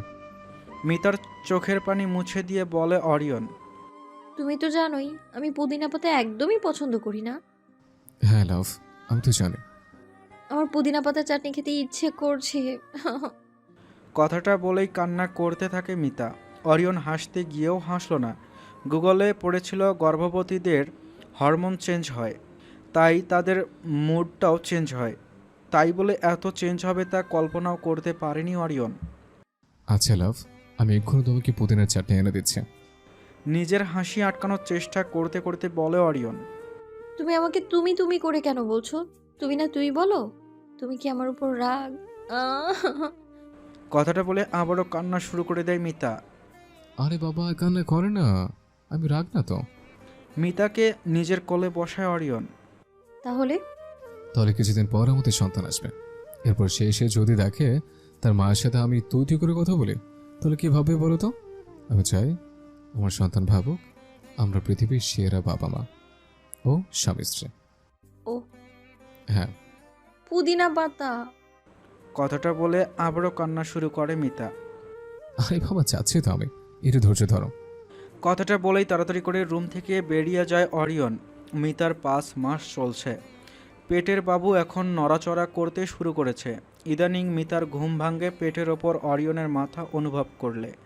যতক্ষণ একসাথে থাকে ততক্ষণ শুধু বাচ্চা কি করছে, লাথি দিয়েছে কিনা তা নিয়েই ব্যস্ত থাকে। পুরো ঘরে ছোট ছোট বাচ্চাদের পোস্টারে ভরে গেছে। অন্যদিকে আনিকা চৌধুরী মিতাকে প্রতিনিয়ত আদর যত্ন করেই যাচ্ছে। নিজের নাতি নাতনির যেন কোনো রূপ সমস্যা না হয় সেই দিকে খেয়াল রাখছে। আফরিনের বিয়ে ঠিক হয়েছে কিছুদিন আগেই। অরিয়ন সব খোঁজ নিয়ে জানতে পেরেছে ছেলে খুবই ভালো মানুষ। যেহেতু মিতার জন্য জার্নি করা কষ্টের হয়ে যাবে, তাই বিয়েটা ঢাকাতেই করবে বলে ঠিক করেছে দুই পরিবার। সবাই মিলে তাই আফরিনের বিয়ের জন্য বাজার করতে গিয়েছে। মিতা খাটে বসে নিজের পড়ালেখা করতে ব্যস্ত। নিজের রুমে বসে টিভি দেখছে আফরিন। একটু আগে সবাই মিলে বসুন্ধরা শপিং মল থেকে বিয়ের শপিং করে ফিরেছে। পুরো রুম এটা সেটাই ভরে আছে। বিছানায় বসতেই চোখ যায় টিভি দিকে। ব্রেকিং নিউজে কিছুটা দেখতেই উঠে দাঁড়ায় আফরিন। আজ দুপুরের পর থেকেই ঢাকা 14 আসনের সংসদ সদস্যকে খুঁজে পাওয়া যাচ্ছে না। ধারণা করা হচ্ছে তাকে অপহরণ করা হয়েছে। আফরিন নিউজটা দেখে যেন এড়িয়ে যেতে চাইল, কিন্তু যখনই মাথা ঘুরিয়ে অন্যদিকে যাবে ঠিক তখনই চোখ যায় টিভির পর্দায়। সামনে ঢাকা 14 আসনের সংসদ সদস্যের ছবি ভাসছে। ছবিটা দেখে চোখ বড় বড় হয়ে যায় আফরিনের। মনে পড়ে যায় এই লোককেই দেখেছিল আজ বসুন্ধরা শপিং মলে। ফ্ল্যাশব্যাক। শপিং করতে করতে ক্লান্ত হয়ে পড়েছে সকলেই। ফাহমিদা, মায়া চৌধুরী, ওয়াহিদ চৌধুরী ও হাবিব চৌধুরী এসেছে আফরিনের সাথে। 11টার করে বাসা থেকে বের হলেও এখন প্রায় 2টা 30। কিছু খেয়ে নি মা, খুব খিদে লেগেছে। মায়া চৌধুরীকে ডাক দিয়ে বলে আফরিন। আচ্ছা চল। সকলে গিয়ে একটা খাবারের দোকানে বসেছে। খাবার অর্ডার দেওয়া হয়ে গেছে। সকলের উদ্দেশ্যে ড্রিঙ্কস দিয়ে গেছে ওয়েটার। ড্রিঙ্কসের চুমুক দিতেই আফরিনের চোখ যায় একটু দূরের দোকানে বসে থাকা এক লোকের দিকে। চেনা চেনা লাগছে ভেবে উঠে দাঁড়ায় আফরিন। কোথায় যাচ্ছিস? প্রশ্ন করে ওয়াহিদ চৌধুরী। তোমরা বসো, আমি এই তো আসছি। কথাটা বলেই হাঁটা শুরু করে আফরিন। যত এগিয়ে যাচ্ছে ততই যেন নার্ভাসনেস কাজ করছে আফরিনের। লোকটির কাছাকাছি যেতেই লক্ষ্য করে মধ্যবয়স্ক এক লোকের সাথে কিছু নিয়ে কথা বলছে ছেলেটি। সাদমান। পিছন থেকে ডাক দেয় আফরিন। আফরিনের কথা শুনে ফিরে তাকায় সাদমান। বড় করে নিঃশ্বাস ছাড়ে আফরিন। যার কারণে আজ বাড়িতে নিরাপদে থাকতে পারছে আফরিন, যার কারণে এক জাহান্নাম থেকে বেরিয়ে এসেছে, তাকে সামনে দেখতে পেয়ে খুশি হয়ে যায় আফরিন। আমাকে চিনতে পেরেছো? আমি সেই মেয়ে। চিনতে পেরেছি আপু। আফরিন কথা বলার আগেই জবাব দেয় সাদমান। চিনতে পেরেছো? তোমাকে অনেক অনেক ধন্যবাদ। তোমার জন্য আমি একটু ইমার্জেন্সি মিটিংয়ে আছি। বলে ওঠে সাদমান। ও আচ্ছা, বাই। কথাটা বলতেই সাদমান নিজের টেবিলে ঘুরে বসে। ক্ষণিকের জন্য আফরিনের চোখ যায় পাশে বসে থাকা লোকের দিকে। বর্তমান আফরিনের ধ্যান ভাঙে নিমিষেই। সাদমানের সাথে বসে থাকা লোকটি সেই লোক যাকে অপহরণ করা হয়েছে বলে ব্রেকিং নিউজ চলছে। তাহলে সাদমানের এখানে আসার উদ্দেশ্য কি এটাই ছিল? এই লোকটাই বা কি করছে? এত কিছু না ভেবে তাড়াতাড়ি করে মোবাইল হাতে নেয় আফরিন। উদ্দেশ্য পুলিশকে সব জানানো, কিন্তু মোবাইল হাতে নিতেই স্তব্ধ হয়ে দাঁড়ায় আফরিন। যেই ছেলের জন্য আজ এভাবে বাঁচতে পারছে, আফরিন তাকে কিভাবে পুলিশে ধরিয়ে দেবে? আফরিনের মন যে তা মানছে না। যা হওয়ার হবে। কথাটা ভেবে মোবাইল রেখে দেয় আফরিন। কংগ্রাচুলেশন, আপনার মেয়ে হয়েছে। হাসপাতালের রুমের বাইরে দাঁড়িয়ে থাকা অরিয়নকে দেখে বলে নার্স। পরীর কি অবস্থা? ও ঠিক আছে তো? প্রশ্ন করে অরিয়ন। মা ও বাচ্চা দুজনেই সুস্থ আছে। বলে নার্স। নার্সের কথা শুনতেই সকলেই খুশিতে লাফিয়ে ওঠে। হাবিব চৌধুরী নার্সদের বকশিস দিতে চলে যায়। অন্যদিকে আনিকা চৌধুরী ও মায়া চৌধুরী একে অপরকে জড়িয়ে ধরে খুশিতে। মিতাকে কখন দেখতে পারবো? প্রশ্ন করে মায়া চৌধুরী। এই তো কিছুক্ষণের মধ্যে কেবিনে নিয়ে গেলেই দেখতে পারবেন। কথাটা বলেই চলে যায় নার্স। কেবিনের মধ্যে মিতাকে কেবিনে আনতেই আগে তাড়াতাড়ি করে রুমে প্রবেশ করে অরিয়ন। সকলেই বাইরে অপেক্ষা করছে। সন্তানকে প্রথমবার দেখার সুযোগটা আগে অরিয়নকে দিতে চায় বলেই অপেক্ষা করছে সবাই। মিতা বিছানায় বসে আছে, বাচ্চাটা মিতার কোলে। অরিয়নকে দেখতেই যেন মুখটা ভার হয়ে এলো মিতার। কি হয়েছে? ভ্রু কুঁচকে প্রশ্ন করে অরিয়ন। কি হয়েছে? 10টা মাস কষ্ট করলাম আমি, ঠিকমতো খাওয়া দাওয়া ঘুমানো কিছুই করতে পারিনি, আর ইনি দেখতে হয়েছে সেম টু সেম তোমার কপি। মুখ ভেংসি কেটে বলে মিতা। অরিয়ন মিতার দিকে এগিয়ে যেতেই বাচ্চাকে অরিয়নের দিকে এগিয়ে দেয় মিতা। সাদা তোয়ালে জড়ানো মেয়েটা এতই ছোট্ট, কিভাবে কোলে নিবে তাও বুঝতে পারছে না অরিয়ন। কোনো মতে সামলে নেয় অরিয়ন। মেয়ের দিকে তাকাতেই হাসি ফুটে অরিয়নের মুখে। আমার প্রিন্সেস। মেয়ের দিকে তাকিয়ে বলে অরিয়ন, এগিয়ে গিয়ে মিতার কপালে চুমু খায়। ধন্যবাদ আমাকে এত বড় একটা উপহার দেওয়ার জন্য, আমার অপরিচিতাকে দেওয়ার জন্য। বলে অরিয়ন। অপরাজিতা? বলে মিতা। হ্যাঁ, আমার মেয়ের নাম অপরিচিতা চৌধুরী। খুব সুন্দর হয়েছে। বলে মিতা। কই বাকি সব তাড়াতাড়ি আসো আমার মেয়েকে দেখতে।